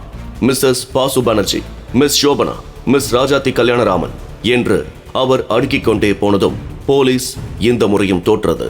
நீச்சல் தெரியாத பிலிப்ஸ் நெரிசல் காரணமாக தண்ணீரில் தவறி விழுந்து இறந்தான் என்று தீர்மானிக்க வேண்டிய கட்டாய சூழ்நிலை.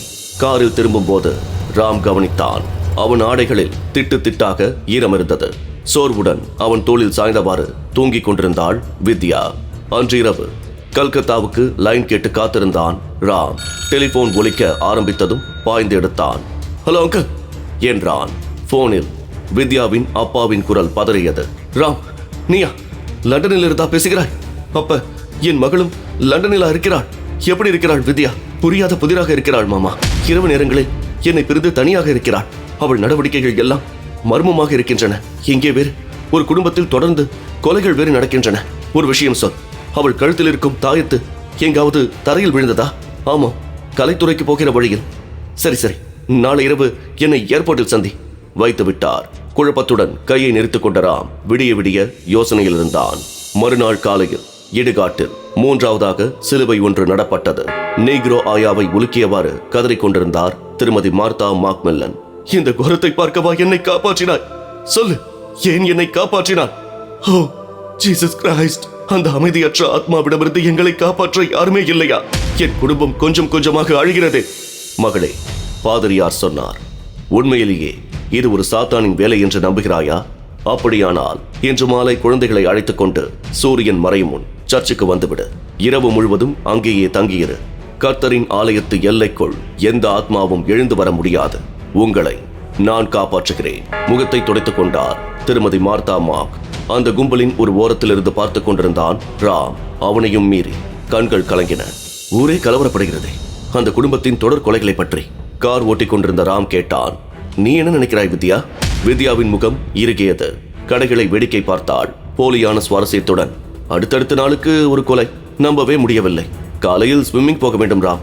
போலியாக ஒரு கொட்டாவியை வெளியேற்றினாள் வித்யா. சோம்பல் அதிகமாகிவிட்டது. போலீஸ் திணறுகிறது. கொலை என்று பச்சையாக உணர்ந்தாலும் நிரூபிக்க முடியாத நிலை. காஃபி சாப்பிட்டும் தலைவலி போகவில்லை ராம். பேச்சை மாற்றினாள். ஹோட்டலுக்கு விடு, கொஞ்சம் தூங்கினால் சரியாகிவிடும். அவனுக்கு புரிந்தது. மௌனமாக கார் ஓட்டினான். தொலைவில் இருட்டில் மூழ்கி கிடந்த மாளிகையை சுட்டி காட்டினான். இதுதான் அந்த குடும்பம் இருக்கும் வீடு. அவனையே உறுத்து பார்த்தாள் வித்யா. இரவு அந்த குடும்பம் முழுவதும் சர்ச்சுக்கு போய் தங்க போகிறது. அந்த அம்மா நம்புவது போல ஒரு இறந்தவனின் ஆவி செய்யும் கொலையாக இருந்தால் அது இன்றைக்கு நடக்காது. ராம், உன்னை ஒன்று கேட்கட்டுமா? தீர்க்கமாக கேட்டாள். அந்த கொலைகளை நான் தான் செய்கிறேன் என்று சந்தேகப்படுகிறாயா? சொல்வதை வெளிப்படையாக சொல். வித்யா, போதும், என்னை தனிமையில் விடு. அழுதாள் Vidya. Please leave me alone. Car hotel போர்டிகோவில் நின்றதும் ஒன்றும் பேசாமல் இறங்கி ஓடினாள். இருட்டான இடத்தில் காரை பார்க் செய்து ராம் காத்திருந்தான். அவள் அறையின் ஜன்னலில் சற்று நேரம் வெளிச்சம் தெரிந்தது. பிறகு இருட்டில் மூழ்கியது. அவள் வெளியே வந்து நின்றாள். சோர்வுடன் தெரிந்தாள். போர்டிகோவுக்கு வந்து நின்ற காரில் ஏறி டிரைவர் ஸ்தானத்தில் அமர்ந்தாள். தோட்டத்தை சுற்றி வந்த கார் இறங்கிச் சென்றதும் இருட்டில் நின்றிருந்த ராமின் கார் சரல் என்று பாய்ந்து வெளியேறியது. அவளை பற்றிய ரகசியங்களை அறியும் ஆவலும் பரபரப்புமாக இருந்தான் ராம். அதை அறியாத வித்யா சோர்வுடன் கார் ஓட்டி போய்க் கொண்டிருந்தாள். மேடான சாலை, இரண்டு புறமும் அடர்த்தியான பார்லி பண்ணை. காவலுக்கு இருந்த கிழவன் சுருட்டை பற்ற வைத்தவன் கவனித்தான். சாலையில் மெதுவாக வருகிறது ஒரு கார். அதை ஓட்டி வருபவள் ஒரு பெண், இந்திய பெண். வர வர இந்த இந்திய பெண்கள் கூட தைரியசாலிகளாகி வருகிறார்களே. இரவு இந்த நேரத்திற்கு பிறகு ஊருக்கு வெளியே இத்தனை தூரம், அதுவும் தனியாக கார் ஓட்டி வருகிறாளே. கட்டில் கால்களில் கட்டி வைக்கப்பட்டிருந்த இரண்டு பெரிய அல்சேஷன் நாய்களை தட்டி கொடுத்தான். படுத்தான். முன்னங்கால்களை நீட்டி அதில் முகத்தை பதிய வைத்த அந்த முரட்டு நாய்களும் கண்களை மூடி தூங்கலாயின. கும்பல் கும்பலாக சாலையை அடைந்தவாறு போய்கொண்டிருந்த மாடுகளின் நடுவே குதிரையின் லகானை பிடித்தவாறு நடந்து போய்கொண்டிருந்தான் கௌபாய் ஒருவன். கார்கள் வருவதை அறிந்து மாடுகளை ஒதுக்கி வழிவிட்டும் கூட சாவகாசமாக வந்து கடந்து போவதை வியப்புடன் பார்த்தான். ஒரு பெண் மட்டுமே தனியாக போகிறாள் என்பதை உணர்ந்து அவனது இளம் வயது குறும்பு பீரிட்டது. உயிங் என்று விசிலடித்தான். அதை இலட்சியம் செய்யாமலே ஆழ்ந்து நெகிழ்ந்து மெதுவாக போயிற்று அந்த கார். மீண்டும் ஹாரன் ஒலி. திரும்பினான். இன்னொரு கார் வருகிறது.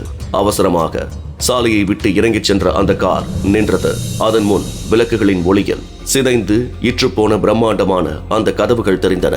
அது ஒரு பழைய கல்லறை மைதானம். காரின் முன் விளக்குகள் அமர்த்தப்பட்டதும் இருள் சூழ்ந்தது. இறங்கி நடந்தாள். அவள் கண்களின் கண்ணீர் மின்னல் ஒளியில் பளிச்சிட்டது. தொடர்ந்து பெரிய இடி ஒன்று உருண்டு புரண்டு வந்து போயிற்று. அவள் கைப்பட்டு நகர்ந்ததும் இற்றுப்போன அந்த கதவுகளிலிருந்து தூசும் மரத்தூளும் சரிந்து பறந்தன. நடந்தாள் வேகமாக. சிலுவைகள், சதுக்கங்கள், மறைந்த மனிதர்களின் நினைவு சின்னங்கள். நடந்தாள்.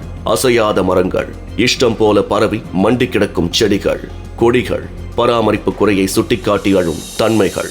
நடந்தாள். ஒதுக்குப்புறமாக ஒரு இடம் வந்ததும் நின்றாள். மண்டி கிடந்த செடி கொடிகளை விலக்கி அப்புறப்படுத்தினாள். பாழடைந்த ஒரு கல்லறையின் பாதி எழுத்துக்கள். மிஸ்டர் பாலி, இந்தியன் மறைவு. மண்டியிட்டு அமர்ந்தாள். அப்பா என்றாள் மென்மையாக. அமைதியான இந்த இடத்தை விட்டு ஏன் எழுந்து வருகிறீர்கள்? உங்களுக்கு கொடுமை இழைத்தவனைத்தான் பழி வாங்கி ஆயிற்றே. அதோடு அமைதியடைய கூடாதா? அவன் குடும்பத்தையே அழிக்க ஏன் துடிக்கிறீர்கள்? வேண்டாம் அப்பா, இது கொடுமை.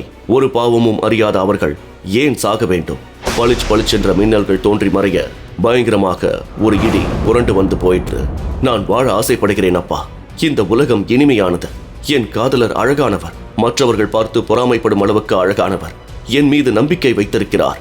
நான் தான் அந்த தொடர் கொலைகாரி என்று தெரிந்தால் வேண்டாம் அப்பா. என் வாலிப கனவுகள் வாழ்க்கைக்கு உதவாமல் போய்விடக்கூடாது. கெஞ்சி கேட்டுக்கொள்கிறேன், என்னை விட்டு விடுங்கள். இயற்கையோடு துல்லியமான இந்த மழை நீர் திவளைகளோடு கலந்து விடுங்கள். உணர்வு, அந்த சமாதி அசைவது போன்ற உணர்வு.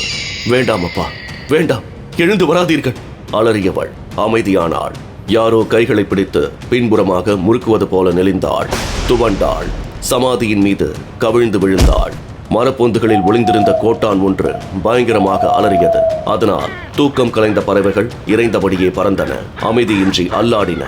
கருப்பு நிற சயாமிய பூனை ஒன்று மெதுவாக நடந்து வந்து சமாதியின் மீது ஏறி அவள் முகத்தை காண முயன்று தோற்று கொண்டிருந்தது. சமாதியின் மீது பறந்து கிடந்த கைகள் உயிர்ப்பு பெற்ற போது கற்றை புல்லை முரட்டுத்தனமாக பிடுங்கி எறிந்தது. நிமிர்ந்த அந்த முகத்தில் பெண்மை இல்லை, பேய் தன்மை இருந்தது. தெற்றுப்பல் திரிய கோரமாக சிரித்தாள். அந்த ஓநாய் கண்களை சந்தித்ததும் பழுக்க காய்ச்சிய இரும்பு கம்பியால் இழுத்து விட்டது போல கிரிச்சிட்டு அலறிய சயாமி பூனை தலைதெறிக்க ஓடியது. பறவைகளின் கூச்சலில் பீதி நிரம்பியது. மெதுவாக எழுந்து நடந்தாள். இல்லை, அது நடந்தது. வெளியே கார் அருகே காத்து நின்ற ராம் நிமிர்ந்தான். அவள் வருகிறாள். விரிந்த கைகள் விருந்தேறியிருக்க மடங்காத கால்களுடன் ஓநாயைப் போல வீறிட்டவாறு வருகிறாள். வித்யா என்று அவளை நெருங்கிய போது பலார் என்று அரைந்து தள்ளியது அது. மரக்கதவில் மோதிக்கொண்டவன் சரிந்து விழுந்து மயங்கிவிட்டான். அமைதியாக போய்கொண்டிருந்த மாடுகள் திடீரென்று அமைதி குலைவதும் அப்படியும் இப்படியுமாக ஓடுவதும் கதறுவதுமாக இருந்தன. காரணம் புரியாமல் திணறிய அந்த கவ்பாய் பையன் திகைத்தான். முன்னால் அதே கார் வருகிறது. அதே பெண் தெரிகிறாள். குறும்புடன் அவன் விசிலடிக்க முயலும் முன் அந்த கார் மாட்டு கும்பலின் நடுவிலே நுழைந்து விட்டது. பயங்கரமாக வீறிட்ட மாடுகள் கலைந்தன, ஓடின. ஒரே ஒரு பெரிய காலை மட்டும் கோபத்துடன் பாய்ந்து காரை முட்டிய வேகம் வலது பக்க கதவு நசுங்கியது. நிதானமாக திரும்பி பார்த்தது. அது அந்த பார்வை தீயாய் தீக்க அனலாய் சுட அலறிக்கொண்டு 4 கால் பாய்ச்சலில் ஓடியது அந்த காளை. கோபத்துடன் இடது பக்கமாக வந்த அந்த உருவத்தை பிடித்து திருப்பிய அந்த கவ்பாய் பையன் திடுக்கிட்டு பின்வாங்கிய வேகம் சாலை சரிவில் தடுமாறி விழுந்து மறைந்தான். காலியாகிவிட்ட சாலையில் கார் பறந்தது. அட ஷட்! ஊளையிட்டு அழும் நாய்களை எழுந்து நின்று அதட்டிய கிழவன் கவனித்தான். மேடான சாலையில் அந்த இந்திய பெண்ணின் கார் நிற்கிறது. ஏதாவது உதவி கேட்கிறாளோ என்று மேடேறி போனான். அவன் பேசும் முன் வாய் விட்டு சிரித்தது அது. கார் சரால் என்று புறப்பட்டு பறந்தது. உடல் சிலிர்க்க வியர்த்து வழிய நின்றான் கிழவன். அது அந்த சிரிப்பு பெண்ணின் குரலா? அது கார் மறைந்ததும் நாய்களின் ஊளையிட்ட அழுகையும் நின்றது. புரியாத நிலையிலேயே இறங்கி வந்த கிழவன் அடைந்துவிட்ட சுருட்டை மீண்டும் பற்ற வைத்துக் கொண்டான். அவன் உடல் காரணமின்றி இன்னமும் நடுங்கிக் கொண்டே இருந்தது. தூக்கம் பிடிக்காமல் நீண்டு படர்ந்த சர்ச் வராண்டாவில் நடமாடிக்கொண்டிருந்த திருமதி மார்க் திடுக்கிட்டார். தொலைவில் சாலையில் போபி ஓடுவது தெரிந்தது. போபி என்று அலறிவிட்டார். சர்ச்சின் நீண்ட படிக்கட்டுகளில் இறங்கி ஓடிய போது பறந்து விரிந்து கிடந்த மைதானத்தை ஓடி கடந்த போதெல்லாம் மனம் ஓலமிட்டவாறு இருந்தது. போபி சொத்தென்று மோதி நின்ற சின்ன உருவத்தை அள்ளி எடுத்தாள். நல்ல வேளை, அது போபி இல்லை, வேறு யாரோ சின்ன பையன். மம்மி அடிப்பாங்க, பேனாவை தொலைச்சிட்டேன். கையை விரித்தது அது. மம்மியோட பேனா அழகா கோல்டு முடி போட்டிருக்குமே. சிரிப்பு வந்தது அவருக்கு. வா, வீட்டை காண்பி. ராத்திரி நேரம் இப்படி தனியா வெளியே வரலாமா? ஆபத்து இல்லையா? ஆபத்துனா என்ன ஆண்டி என்ற குழந்தையை அணைத்துக் கொண்டாள் பிரியத்துடன். மை காட், இவ்வளவு தூரமா ஓடி வந்திருக்கிறாய் நீ என்று வேந்தபாறு காலிங் பெல்லை அழுத்தினாள். பூம் பூம் என்று இனிமையாக இசைத்தது அது. கதவை திறந்த அந்த பெண்ணுக்கு இளம் வயது. சிரித்தவாறு நின்றவளின் பார்வை பையனை பார்த்ததும் பெண்ணி என்று அதட்டினாள். மறுபடியுமா வெளியே ஓடிட்ட? மிரட்டாதமா, அவன் ஏற்கனவே பயந்து போயிருக்கிறான். பெனி, உன் ரூம் எங்க என்று கேட்டவாறு உள்ளே நடந்தார் திருமதி மார்க். ஆண்டி, நான் பேனாவை தொலைச்சத மம்மி கிட்ட சொல்லாம இருந்தா ஒரு முத்தம் கொடுப்பேன் என்றவன் பொச் பொச் என்று முத்தமிடவே சிரித்தவாறு அறைக்குள் போய் அவனை கட்டிலில் விட்டுவிட்டு வெளியே வந்தார். பேசாம தூங்கணும் என்கிற குறிப்போடு அவர் கீழே இறங்கி வந்தபோது அந்த பெண் சமையல் அறைக்கு போய்விட்டிருந்தாள். இவளை பார்த்ததும் சிரித்தாள். களைப்பாக தெரிகிறீர்கள், கொஞ்சம் காபி போடவா, இல்லை டீயா? டீயே போதும் என்றவாறு டைனிங் டேபிள் அருகே களைப்புடன் அமர்ந்தார். நீங்கள் இந்த பக்கத்துக்கு புதுசா? இதற்கு முன்னால் நான் பார்த்ததில்லையே. சாயங்காலம் தான் வந்தோம், சர்ச்சில் தங்கியிருக்கிறோம். அவள் கண்களில் வியப்பு தெரிந்தது. சர்ச்சிலியா? அது பெரிய கதை. ஆட்சேபனை இல்லை என்றால் சொல்லுங்களே, அதற்குள் என் கணவரும் வந்து விடுவார். துணைக்கு அனுப்பி வைக்கிறேன். சொல்கிறேன், அதற்கு முன்னால் சொல். என்னை இதற்கு முன் பார்த்திருக்கிறாயா? இன்று மாலை பேப்பரில் கூட என் படம் வெளிவந்திருக்கிறது. ஓ, நீங்கள் தான் அந்த திருமதி மார்க் முல்லரா? அந்த துர்பாகியவதி நான் தான். அவள் நீட்டிய தேநீர் கோப்பையை வாங்கினார். ஏன் இப்படிப்பட்ட பயங்கர சம்பவங்கள் நடக்கின்றன? சொல்கிறேன். டீயை உறிஞ்சினார். கதையை ஆரம்பிப்பதனால் 50 வருஷங்களுக்கு முன்னால் ஆரம்பிக்க வேண்டும். அப்போதுதான் அந்த பயங்கரம் நடந்தது. வெறிச்சென்று சூனியத்தில் ஆழ்ந்து போனவரை சொல்லுங்கள் என்று அந்த பெண்ணின் குரல் திருப்பியது. அந்த நாள் இந்தியர்களிடம் நிறைய மூட நம்பிக்கைகள் இருந்தன. பில்லி சூனியக்காரர்கள் என்றாலே நடுங்கி போவார்கள். மந்திரவாதிகள் மனம் போன போக்கில் வாழ்க்கையை ரசித்துக் கொண்டிருந்தார்கள். சிலர் ஆடம்பர வாழ்வுக்கும் வசதிமிக்க சுகங்களுக்காகவும் போலி மந்திரவாதிகளாகி ஊரை ஏமாற்றிக் கொண்டிருந்தார்கள். என் கணவர் அப்போது கல்கத்தாவில் கவர்னராக இருந்தார். அவருக்கு இதெல்லாம் சுத்தமாக பிடிக்கவில்லை. அப்படிப்பட்ட அயோக்கியர்களை கைது செய்து இங்கே கொண்டு வந்து அரசின் அனுமதியின் பேரால் சுட்டுக் கொன்றார். அந்த சூழ்நிலையில்தான் ஒரு நாள் அந்த இந்தியனை சந்தித்தேன். வேர்த்து விட்ட முகத்தை துடைத்துக் கொண்டு, எனக்கு ஒரு சிகரெட் தருவாயா என்றார். கொடுத்தாள். பற்ற வைத்துக் கொண்ட திருமதி மாக் புகையை வெளியேற்றினார். மனதின் அழற்சி கொஞ்சம் குறைந்தாற் போல் இருந்தது. நுரையீரல்களில் புகுந்து புறப்பட்ட புகையிலையின் புகை கொஞ்சம் தெம்பையும் உற்சாகத்தையும் கொடுத்தது. மீண்டும் சொல்ல ஆரம்பித்தார். இந்தியாவின் இயற்கை காடுகளில் பயங்கர மிருகங்களை வேட்டையாடுவது என்றால் என் கணவருக்கு மிகவும் பிடிக்கும். போகும்போது என்னையும் கூடவே கூட்டிக் கொண்டு போவார். நான் அப்போது அவருக்கு புது மனைவி. ஒரு நாள் தலைவலி என்று கூடாரத்திலேயே தங்கிவிட்டேன். துணைக்கு ஒரு இந்தியன் மட்டுமே இருந்தான். அவன் முகம் கடுகடுவென்று இருக்கும். அவன் கண்களுக்கு ஒரு விதமான தீர்க்கம் இருந்தது. ஓரிரு வினாடிகளுக்கு மேல் உற்று பார்க்க முடியாது. வெறி பிடித்த ஓனாய் போல் இருக்கும் அவன் பார்வை. சிரிக்கும் போது அந்த சிங்க பற்கள் இரண்டும் எடுப்பாகி கோரமாக தெரியும். கூடாரத்தின் வெளியே ஏதோ சலனம் கேட்கவே வெளியே வந்த என் மீது சிங்கம் பாய்ந்து விட்டது. கூவ நினைத்தேன், முடியவில்லை. ஒரு நொடிக்குள் என்னை புரட்டி புரட்டி எடுத்த அந்த சிங்கம் என் கழுத்தை கவ்வ வந்தது. அப்போதுதான் புரியாத சில வார்த்தைகளை கரகரப்பான குரலில் அவன் சொல்வது கேட்டதும் சிங்கம் என்னை விட்டு அவன் மேல் பாய திரும்பியது.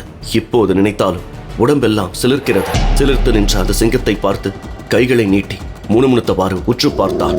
பிறகு சிங்கப்பல் தெரிய சிரிக்க ஆரம்பித்தான். கோரமாக பழுக்க காய்ச்சிய இரும்பு கோலால் சூடுபட்டது போல சிங்கம் வீறிட்டலறி விலகியது. கொஞ்ச நேரம் விழுந்து துடித்தது. பிறகு அசையவில்லை. அவன் தொடக்கூட இல்லை. சிங்கம் செத்துவிட்டது. ஆச்சரியம்! அந்த பெண் வியந்தாள். அவன் அந்த மந்திரத்துக்கு அத்தனை சக்தியா? மயங்கி விழுந்த நான் கண் விழித்து பார்த்தபோது வாசலில் பின்புறமாக கைகளை கோர்த்து கொண்டு கம்பீரமாக நின்று சூனிய வேலியை வெறிச்சோடி பார்த்து கொண்டிருந்தான். என் காயங்களுக்கு கட்டு போடப்பட்டிருந்தது. அவனது அந்த மனிதாபிமானம் என் மனதை தொட்டது. நன்றி என்றே. பதிலில்லை. நீ மந்திரவாதியா என்றே. மெதுவாக திரும்பி பார்த்தான். நெருங்கி வந்து என் 2 தோள்களையும் பற்றி உலுக்கினான். ஆமாம், மந்திரவாதிதான். ஆனால் உன் கணவர் நினைப்பது போல் ஏமாற்றுக்காரன் இல்லை. அதை ஆக்க வேலைக்கும் பிணி தீர்க்கவும் உபயோகிக்கிறேன்.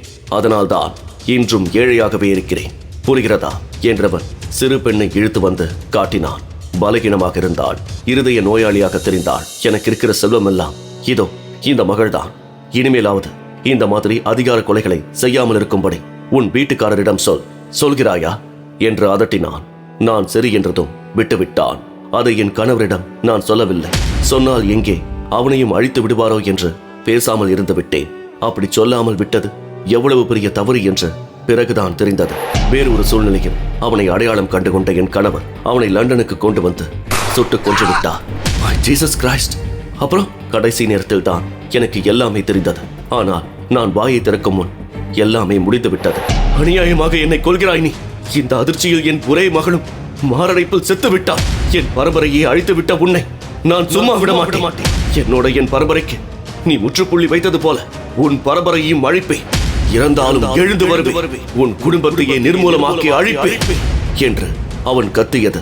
சல்லடை கண்களாக உடம்பை தொலைத்துவிட்ட குண்டுகளோடு அவன் நடந்து வர பார்த்தது. செத்து விழுந்த பிறகும் அவன் பார்வை இவர் மீதே நிலைத்து நின்றது. எல்லாமே வினாடிக்குள் நடந்து முடிந்துவிட்டது. டெலிபோன் கிறுகிறுத்தது. பேசினாள். அவர் வர நேரமாகுமா? துணைக்கு நான் வரட்டுமா? துணை இல்லாமல் போகக்கூடாத வயசு உனக்குத்தான் பெண்ணே. நான் சமாளித்துக் கொண்டு போய்விடுகிறேன். Good night. அவள் வெளியேறியதும் மீண்டும் டெலிபோன் ஒலிக்க ஆரம்பித்தது. எடுத்து காதில் பொறித்துக் கொண்ட அந்த பெண் ஹலோ என்று காத்து நின்றாள். பாம்பின் சீற்றம், புயலின் கூவல். ஹலோ என்றாள். மீண்டும் புரியாமல். பொது டெலிபோன் குண்டுக்கு வெளியே வந்து நின்ற போலீஸ் காரிலிருந்து இறங்கிய இன்ஸ்பெக்டர் சற்று தள்ளி ஒரு கார் புறப்பட தயாராக இருட்டில் இருப்பதை உணர்ந்து ஆவலோடு நெருங்கினார். உள்ளே ஒரு பெண் மட்டும் தனியாக தெரியவே ஏமாற்றம் வடிய, எக்ஸ்கியூஸ் மீ மேடம், கொஞ்சம் முன்பு ஒரு ஆள் டெலிபோனில் பேசினதை கேட்டீர்களா என்று கேட்டார். இல்லை என்பதை தொடர்ந்து சரால் என்று பாய்ந்து சென்றது கார். சற்று பொறுத்துதான் இன்ஸ்பெக்டருக்கு உரைத்தது. கர்ண கடூரமான அந்த குரல் ஒரு பெண்ணின் குரலாது. அடுத்த வினாடி பரபரப்புடன் காரில் ஏறிக்கொண்டார். அந்த காரை தொடர்ந்து போ என்று உத்தரவிட்டார். சாலையில் நடந்து கொண்டிருந்தார் திருமதி மாக். எதிரே கார் வருவதைக் கண்டு ஒதுங்கினார். அவர் ஒதுங்க அவரையே மோத வருவது போல அதுவும் ஒதுங்குவது கண்டு சாலை ஓரத்துக்கே போய்விட்டார். மயிரிழையில் சிராய்த்தவாறு பறந்து போயிற்று கார். இனம் புரியாத பயம் நெஞ்சை துழாவ வேகமாக நடக்க ஆரம்பித்தார். மீண்டும் அதே கார் அதே வேகத்துடன் திரும்பி வந்தது. அது தன்னை மோதுவதற்காகவே வருவது போன்ற பிரமை அவரை நடுக்கிற்று. வினாடிக்கும் குறைவான நேரம் அந்த முகத்தை பார்த்தார். அதே பார்வை, அதே சிரிப்பு. அடையாளம் புரிந்துவிட்டது. நடை ஓட்டமாக மாறியது. ஹெல்ப், ஹெல்ப் மீ என்று கத்தியவாறு ஓட ஆரம்பித்தார். கண்கள் இருண்டன. இதய துடிப்பு வேகம் படபடத்தது. இல்லை இல்லை, இங்கே மயங்கி விழக்கூடாது. எப்படியாவது சர்ச் அலைக்குள்ளே போய்விட வேண்டும். ஜீசஸ் கிரைஸ்ட், என்னை காப்பாற்றுங்கள். முனைந்து ஓடினார். பின்னால் இருந்து மீண்டும் வெளிச்சம். திரும்பியவரின் கண்கள் பீதியுடன் விரிந்தன. இதய துடிப்பு மிகவும் வேகமாகி படீரென்று நின்று விட்டது. துவண்டு சாலையின் குறுக்கே விழுந்தார். காரின் முன்விளக்கு ஒளி தரையில் தவழ்ந்து வந்து அவர் மீது படர ஆரம்பித்தது. நெருங்கி நின்ற வண்டி போலீஸ் கார். கல்கத்தாவில் கிறிஸ்துவ நண்பர் ஒருவரின் சவாடக்கத்துக்கு ஊர்வலத்தோடு போயிருந்த தம்பதிகள் எல்லாம் முடிந்ததும் தங்களோடு வந்த பெண்ணை தேடினார்கள். கண்டுபிடித்த போது அந்த பெண் ஏதோ ஒரு சூனியத்தை வெறிச்சென்று பார்த்து கொண்டிருந்தாள். பெற்றோர்களின் பதற்றங்களை இலட்சியமே செய்யாமல் இருந்தவள் திடீரென்று ஆ ஆவென்று ஆண் குரலில் கர்ஜித்த பின் அதே கரகரப்பு குரலில் சொன்னாள், இவளை லண்டனுக்கு அனுப்புங்கள். அவள் அப்பாவின் ஆத்மா இவளை தேடி அலைகிறது என்றதை தொடர்ந்து சுருண்டு மயங்கிவிட்டாள். வங்காளி மாந்திரிகர் ஒருவரை அன்று மாலை சந்தித்தார்கள். தக்கை போன்ற தாயத்து ஒன்றை கருப்பு நூலில் கட்டி அவள் கழுத்தில் மாட்டிவிட்டார். தரையில் விழுந்தால் சக்தி இழந்துவிடும், ஜாக்கிரதை என்ற குறிப்போடு. கொதாய், கெமுன் ஆசேன். புரியாத மொழிகள். தொளதொளப்பான ஜிப்பாவின் பையில் செருகிய வேட்டியின் முனை. வங்காளிகளின் நடமாட்டம் சௌரங்கியை கலகலப்பாக்கிக் கொண்டிருந்தது. போக்குவரத்து நெரிசல். ராம் காரில் அமர்ந்து காத்திருந்தான். போலீஸ்காரரின் கை ஜாடைக்காக காத்திருந்தான். 5 வருடங்களுக்கு முன்பு கலைத்துறைக்கு போகும் வழியில் அந்த வித்யா வேகம், இன்னும் வேகமாக போ என்றதும், நோ பேபி, என்னதான் உலகம் சுற்றினாலும் கடைசியில் இந்தியாவுக்கு தானே திரும்ப வேண்டும். இங்கே பரபரை என்று பறந்து பழகிவிட்டால் அப்புறம் கல்கத்தா நெரிசலில் கார் ஓட்டும் போது தூக்கம் தான் வரும் என்றதும் நினைவுக்கு வந்தது. நிஜமாகவே கொட்டாவி வரும் போலிருந்தது. சிரித்துக் கொண்டான். 2வது தாஜ்மஹால் என்று வர்ணிக்கப்படும் வெள்ளை மாளிகையான விக்டோரியா மெமோரியல் அடக்கமாக அமைதியாக நின்றது. அத்தனை கூச்சலிலும் அந்த நெரிசலிலும் உனக்கும் எனக்கும் ஒரு ஒற்றுமை உண்டு. மாளிகையை பார்த்து மனதுக்குள் சொல்லிக் கொண்டான். எத்தனையோ பயங்கரங்களுக்கு நடுவிலும் நானும் அமைதியாகத்தான் நிற்கிறேன். பெருமூச்சை வெளியேற்றும் போதுதான் விசில் சப்தம் அழைத்தது. கிளட்சை திருகி பிரேக்கை விடுவித்து ஆக்சிலேட்டரை அழுத்தினான். நவ்ரோஜ் ரோடின் ஒரு பெரிய கட்டிடத்தின் வாசலில் அவன் கார் வந்து நின்றதும் படியிறங்கி வந்து கார் கதவை திறந்து விட்டான். யூனிஃபார்ம் அணிந்த ஒரு டவாலி. குட் மார்னிங் சார் என்றான். ராம் இறங்கி போனதும் அவனது பிரீஃப் கேஸை எடுத்துக்கொண்டு அடக்கமாக அவன் பின்னாலேயே நடந்தான். முழுவதுமே குளுமை சாதனம் பொருத்தப்பட்ட ஆபீஸ் ஆலை கடக்கும் போது எல்லோரும் எழுந்து நிற்க கையசைப்பாலேயே அமரச் சொல்லிவிட்டு நடந்தான். நவீனமாக அலங்கரிக்கப்பட்ட தனது அறையில் நுழைந்து சோஃபாவில் அமர்ந்தான். மேஜை டிராவரை இழுத்த போது இரட்டைப்பட சட்டத்தின் ஒன்றில் வித்யா சிரித்துக் கொண்டிருந்தாள். மற்றதில் நிஷா போனில் குறும்பு பண்ணி கொண்டிருந்தாள். நிஷா அவனது 3 வயது மகள். இன்டர்காம் உரிமையது. தட்டிவிட்டு எஸ் என்றான். Trunk call from Madras sir. Private secretary Bindu Mukherjee சொன்னாள். Mr Swaminathan on the line. என்று அனுமதித்துவிட்டு டெலிபோனை வைத்துவிட்டு பிரியதர்ஷினியை தூண்டிவிட்டான். எடுத்த எடுப்பிலேயே கங்க்ராச்சுலேஷன்ஸ் என்றது பிரியதர்ஷினியின் குரல். ஃபர்ஸ்ட் சே குட் மார்னிங் அதட்டினான் ராம். மரியாதைதான் பிசினஸ் எக்ஸிகியூட்டிவுக்கு முதல் தேவை. Good morning sir. சோஃபாவில் சாய்ந்து கொண்டான் ராம். இப்ப சொல், என்ன விஷயம்? லண்டன் பார்ட்டி ஒப்புதல் அனுப்பியிருக்கிறது. மொத்தம் 2 கோடி ரூபாய்க்கான ஆர்டரை அனுப்பியிருக்கிறார்கள்.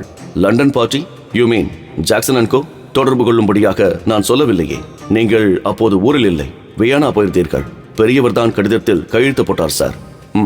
நழுவும் நினைவை இழுத்து பிடித்தான் ராம்.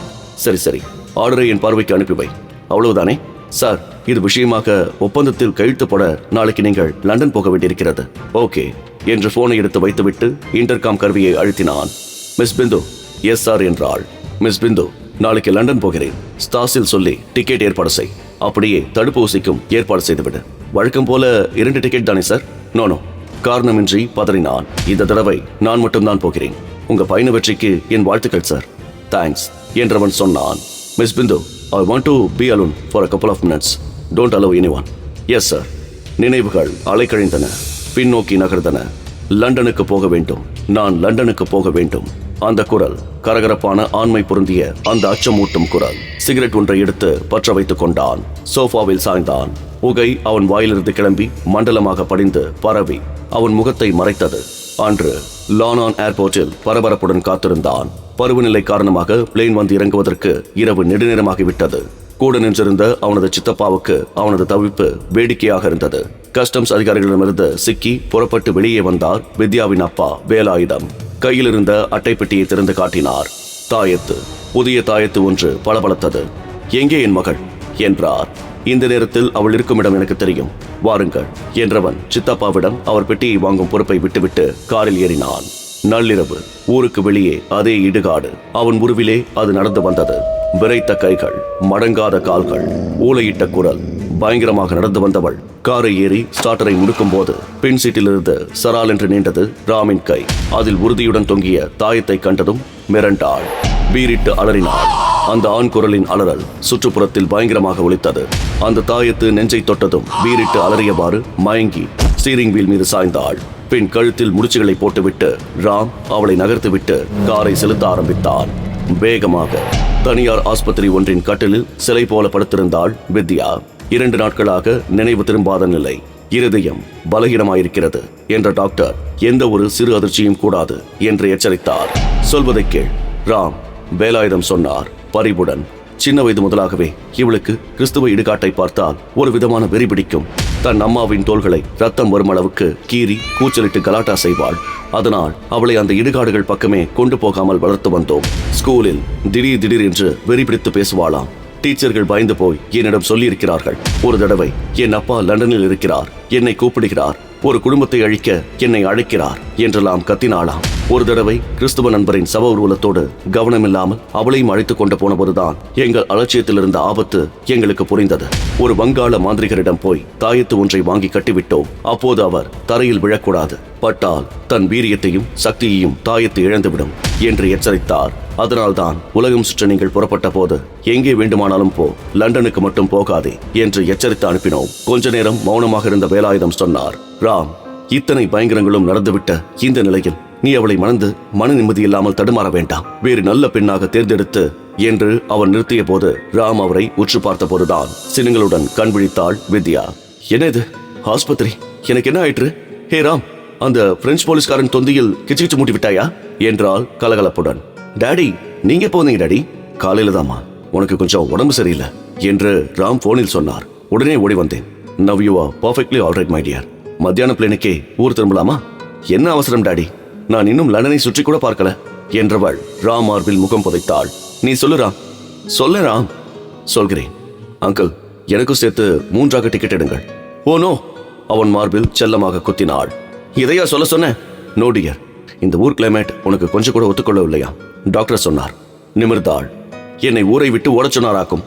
நீ மோசம் ராம் என்றவள் மீண்டும் அவன் மார்பில் முகம் புதைத்தாள்.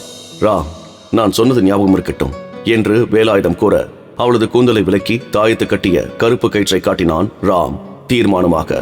அந்த கயிற்றில் தெரிந்தோ தெரியாமலோ 3 முடிச்சுகளை போட்டிருந்தான் ராம். வேலாயுதம் பார்த்தார். பார்த்து கொண்டே இருந்தார். இன்டர்காம் உரிமையது.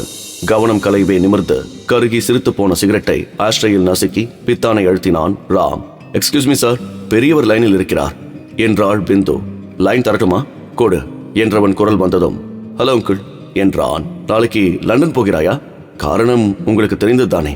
போய் வா, உன் வெற்றிக்கு என் வாழ்த்துக்கள். பை த பை, நாளை டம்டம் ஏர்போர்ட்டில் உன்னை சந்திக்கிறேன். இன்டர்காமை அழுத்திய ராம், கதவு திறந்திருக்கிறது என்றான். பிந்து எஸ் சார் என்றாள். கதவு திறந்திருக்கிறது என்றால் தனிமை முடிந்துவிட்டது என்று அர்த்தம். விறுவிறு என்று ஃபைல்களில் மூழ்கினான் ராம். தெரியுமே, சிரித்தான் ராம். வர வர ஞாபக மறதி அதிகமாகிறது உனக்கு. ஏன், என்ன தப்பு பண்ணிவிட்டேனா என்ற வித்யா அவன் தூக்கி போட்ட பாஸ்போர்ட்டை பிடித்தாள். பார்த்தாள். சாரி, இது என் பாஸ்போர்ட், மாற்றி கொடுத்து விட்டேனா என்றவள் அவன் பாஸ்போர்ட்டையும் எடுத்து கொடுத்தாள். ராம், நானும் வருகிறேனே லண்டனுக்கு. அவன் முகம் மாறியது. நோ என்றான் கண்டிப்புடன். கம்பெனியின் மேஜர் ஷேர் ஹோல்டர் நான். சேர்மன் வேலாயுதத்தின் ஒரே மகள், கம்பெனி டைரக்டர்களில் ஒருத்தி. போலியான திமிரில் நெஞ்சை நிமிர்த்தி அவள் கேட்டாள். அந்த உரிமையில் இந்த பிசினஸை பேசி முடிக்க நானும் வந்தே ஆக வேண்டும் என்று சட்டம் பேசினாள். கம்பெனிக்கு கால் கடிதாசும் உனக்கு டிவோர்ஸ் நோட்டீஸும் வரும் என்னிடமிருந்து. சிரித்து விட்டாள் வித்யா. ஏன் லண்டனுக்கு மட்டும் மறைக்கிறாய் ராம்? அங்க என்ன பேயா இருக்கிறது என்னை தூக்கி கொண்டு போக? திரும்பி பார்த்தான் ராம். ஆமா, பேய்தான் இருக்கிறது என்று மனசுக்குள் நினைத்துக் கொண்டான். டம்டம் ஏர்போர்ட்டில் வித்யாவின் அப்பா வேலாயுதம் நின்றிருந்தார். மகளுக்கு தெரியாமல் எதற்கும் இருக்கட்டும் என்று ராமின் கோட்டு பையில் எதையோ போட்டுவிட்டார். ராம் அதை கவனிக்கவில்லை. விமானம் பம்பாயை விட்டு புறப்படுகிற நேரத்தில் தான் கோட்டுப்பையில் அட்டைப்பெட்டி உடுத்தவே எடுத்து பார்த்தான். திறந்து பார்த்தவனுக்கு சிரிப்பு வந்தது. பிரீஃப் கேஸை திறந்து ஒரு மூலையில் அதை விட்டெறிந்தான். ஓடி ஓடி டென்னிஸ் ஆடிய அலுப்பு, காற்றே இல்லாத சூழ்நிலை, வியர்வை கசகசத்தது. குளித்தால் தேவலாம் போலிருந்தது வித்யாவுக்கு. நகைகளை கழற்றி டேபிள் மீது வைத்துவிட்டு குளியல் அறைக்குள் நுழைந்து கொண்டாள். கழுத்து நெக்லஸோடு தாயத்து கட்டிய கயிறும் வந்து டிரெஸ்ஸிங் டேபிள் மீது இருப்பது அவளுக்கு தெரியாது. தொட்டி நீரில் சோப்பு நுரைக்கு நடுவில் வித்யா சிரித்தாள். உற்சாகமாக இருந்தாள். தத்தி தடுமாறி அறைக்குள் குழந்தை நிஷா வந்தது அவளுக்கு தெரியாது. உல்லாசமாக குளித்துக் கொண்டிருந்தாள். குழந்தை நிஷா டிரெஸ்ஸிங் டேபிளில் குறும்பு செய்தது. அது தள்ளிவிட கீழே விழுந்து சிதறிய நகைகளில் தாயத்தும் ஒன்று. தாயத்து ஒளி மங்கி மங்கி போக திடீரென்று சிலிர்த்தது வித்யாவுக்கு. சட்டென்று கண்களை அகலமாக திறந்தாள். கரகரப்பான குரலில் சிரித்தாள். லண்டனுக்கு போக வேண்டும் என்றாள். வெளியே குழந்தை அள்ளி எடுத்து நகைகளை ஒவ்வொன்றாக எடுத்து டிரெஸ்ஸிங் டேபிளில் வைத்துக் கொண்டிருந்த ஆயாவுக்கு தெளிவாக கேட்டது. அது அந்த குரல். நான் லண்டனுக்கு போக வேண்டும். மறுநாள் நள்ளிரவில் லண்டனில் டெலிபோன் கிணுகிணுத்தவாறே இருந்தது. மாடியிலிருந்து இறங்கி வந்த ஹெரால்ட் போனை எடுத்தார். ஹலோ என்றார். பாம்பின் சீற்றம் போன்ற, காற்றின் வேகம் போன்ற ஓசை. தொடர்ந்து நான் இறந்தவன் பேசுகிறேன். அது அந்த குரல். சட்டென்று போனை வைத்து விட்டார். பழக்கமான குரல். 5 ஆண்டுகளுக்கு முன்பு கேட்ட அதே குரல். கரகரப்பான, ஆண்மை பொருந்திய. அவருக்கு புரிய ஆரம்பித்து விட்டது. சரால் என்று பாய்ந்து மாடியில் ஏறினார். அறையில் தூங்கிக் கொண்டிருந்த போபியையும் மிலியாண்டாவையும் இழுத்து கொண்டு படியிறங்கி வந்தார். இரவு உடைகளுடன் புரியாத நிலையில் கேள்வி கேட்கும் அவர்களுக்கு பதில் சொல்லாமல் காரினுள் தள்ளி திணித்தார். அங்கிள், எங்கே போகிறோம் அங்கிள் என்று நச்சரிக்கும் குழந்தைகளுக்கு பதில் சொல்லாமல் தவித்தவருக்கு நினைவு வந்தது. சர்ச்சுக்கு போகிறோம் என்று காரை வேகமாக செலுத்தியவர் கவனித்தார். எதிரே ஒரு கார் வருகிறது. வேகமாக, வேண்டுமென்றே இவரை மோத வருவது போன்று இவர் திரும்பும் பக்கமெல்லாம் திரும்பி ஒடிந்து வருகிறது. அவரது படபடப்பு அதிகமாகியது. ஆக்சிலேட்டரை முடிந்த மட்டும் அழுத்தினார். மீண்டும் பின்புறமாக வேகமாக துரத்தி வந்த அதே கார் பக்கவாட்டில் மோதிவிட்டு பறந்தது. குழந்தைகள் பீதியுடன் அலறி அழ ஆரம்பித்தன. மார்க் மில்லர் குடும்பத்தின் கடைசி வாரிசுகளை காக்கும் பொறுப்பு தன்னிடம் இருக்கிறது. எப்படியும் காப்பாற்ற வேண்டும். எப்படியாவது ஒரு சர்ச்சுக்குள் போய்விட வேண்டும். சர்ச், இந்த பக்கத்தில் சர்ச் எங்கே இருக்கிறது? குழம்பினார். எதிரே மீண்டும் வருகிறது அந்த கார். மோத வருகிறது. குழந்தைகளின் அலறல் அதிகமாகியது. ஓ ஜீசஸ், ஜீசஸ்! வாழ்க்கையில் முதல் தடவையாக உதவிக்கு ஆண்டவனை அழைத்தார் அவர். விபத்தை தவிர்க்க ஹெரால்ட் காரை முடித்து திருப்பிய வேகம் சாலையில் பக்கத்து சரிவில் பறந்து மதில் சுவர் ஒன்றை மோதி உடைத்து உள்ளே சென்று விழுந்தது. கவிழ்ந்தது. சிரமத்துடன் வெளியே வந்து பின்புற கதவை உடைக்க முயன்றார். குழந்தைகளை வெளியே இழுக்க தீவிரமாக முயலும் போது உடைந்த சுவற்றுக்கு அப்பால் மேடான சாலை பகுதியில் வந்து நின்றது அந்த கார். உருவம் இறங்கி நின்றது. மடங்காத கைகளும் விரைத்த கால்களுமாக வெறி பிடித்த ஓநாய் குரலில் அலறியவாறே நடந்து வர ஆரம்பித்தது. குழந்தைகளை வெளியே இழுக்க முடியாமல் போகவே கதவை உடைத்து திறந்தார் ஹெரால்ட். அதற்குள் மதில் சுவர் வரை வந்துவிட்ட அந்த உருவம் சட்டென்று நின்றுவிட்டது. முதலில் புரியவில்லை ஹெரால்டுக்கு. திரும்பி பார்த்தபோதுதான் புரிந்தது. பரந்த புல்வெளிக்கு அப்பால் நடுவிலே கம்பீரமாக நிமிர்ந்து நின்றது சர்ச். காம்பவுண்ட் சுவருக்கு இப்பால் ஆண்டவனின் எல்லை. குழந்தைகளை இழுத்துக் கொண்டு சர்ச்சை நோக்கி நடந்தார். திரும்பி பார்த்தபோது அந்த உருவம் நின்று கொண்டே இருந்தது. உரிமையவாறு. மறுநாள் காலை பேப்பரை பார்த்து ராம் திடுக்கிட்டார். செய்தி வந்திருக்கிறது. அவசரமாக கல்கத்தாவுக்கு போனில் தொடர்பு கொண்ட போது வேலைக்கார ஆயா பேசினாள். வித்யா லண்டனுக்கு போயிருப்பதாக சொன்னாள். தாயத்தை பற்றி அவசரமாக கேட்டபோது அது தன்னிடம் பத்திரமாக இருப்பதாக சொன்னாள். ஹோட்டல்களில் விசாரித்து பலனில்லை. வித்யா என்ற பெயரில் யாரும் தங்கியிருப்பதாக தெரியவில்லை. கார்களை வாடகைக்கு விடும் கம்பெனி ஒன்றுதான் தகவல் சொன்னது. ஆனால் விலாசம் தவறாக இருந்தது. மாலை மறைந்து நெடுநேரமாகிறது. செய்வதறியாது தவித்தான் ஹெரால்ட். அவரை சந்தித்து பேசினார் என்ன? எப்படியும் நள்ளிரவில் குழந்தைகளை தேடி அங்கேதானே வருவார். அவசரமாக பிரீஃப் கேஸை திறந்து தேடினான். கிடைத்தது அட்டை பெட்டி. டம்டம் ஏர்போர்ட்டில் வேலாயுதம் கொடுத்த அட்டை பெட்டி. திறந்தான். உள்ளே புதியதாக தாயத்து ஒன்று பளபளத்துக் கொண்டிருந்தது. ஹெரால்டை தேடி போனான். அவர் முதலில் நம்ப மறுத்தார். போலீசுக்கு தகவல் சொல்ல முயன்றார். அவரை தடுக்க முழு கதையும் சொல்லி முடித்தான் ராம். ஹெரால்ட், குழந்தைகளின் உயிருக்கு நான் பொறுப்பு ஏற்கிறேன், ப்ளீஸ் என்றான். நீண்ட நேர யோசனைக்கு பிறகு குழந்தைகளுடன் வர சம்மதித்தார். நடு இரவில் பேய் தன்மையோடு இடுகாட்டிலிருந்து வெளியே வந்த வித்யா காரில் அமர்ந்ததும் கண்ணில் பட்டாள் மிலியாண்டா. காரின் முன்விளக்கு ஒளியில் தெளிவாக தெரிந்தாள். சீற்றத்துடன் கார் கிளம்பிய போது மேடேறி சென்று அங்கு தயாராக நின்றிருந்த ஹெரால்ட் காரில் ஏறிக்கொண்டாள் மிலியாண்டா. கார் பறந்தது. வெறியுடன் அதை துரத்திச் சென்றது அது. பின் சீட்டிலிருந்து எழுந்தான் ராம். சட்டென்று அவன் நீட்டிய தாயத்தை கண்டதும் மிரண்டது, அலறியது. தாயத்து மார்பிலே பட்டதும் பயங்கரமாக கூச்சலிட்டவாறு மயங்கி ஸ்டீரிங் வீல் மீது விழுந்தாள் வித்யா. அவளது கால் ஆக்சிலேட்டரை மிதித்துக் கொண்டு விடவே கண்மூடித்தனமாக ஓடத் துவங்கியது கார். சாலையோர சரிவுகள் பயங்கரமாக தெரிந்தன. மிகுந்த சிரமத்துடன் முன் சீட்டுக்கு வந்த ராம் அவளது காலை விடுவித்து பிரேக்கை அழுத்தவே கீறிச்சிட்டு நின்றது கார். சில அங்குலங்கள் முன்னேறி இருந்தாலும் பள்ளத்தில் உருண்டு விபத்து ஏற்பட்டிருக்கும். வித்யா என்றான். மௌனம். எழுந்திரு வித்யா என்று அவளை தொட்டவன் திடுக்கிட்டு போனான். உடம்பு சில்லிட்டு போயிருந்தது. வெளியே இழுத்து புல் தரையில் கிடத்தி பரிசோதித்தான். கண்கள் திறந்திருக்க அதிர்ச்சியால் இதயம் நின்று போயிருந்தது. வித்யா வித்யா மேலே சாலையில் வந்து நின்ற காரிலிருந்து ஹெரால்டும் மிலியாண்டாவும் தயக்கத்துடன் அவர்களை நோக்கி நடந்து வரலானார்கள். அழுது கொண்டிருந்தான் ராம். இந்த ஆடியோ நாவலின் முழு கதையும் கேட்க கீழே இருக்கிற லிங்கை கிளிக் பண்ணுங்க. அப்புறம் மறக்காம சப்ஸ்கிரைப் பண்ணுங்க.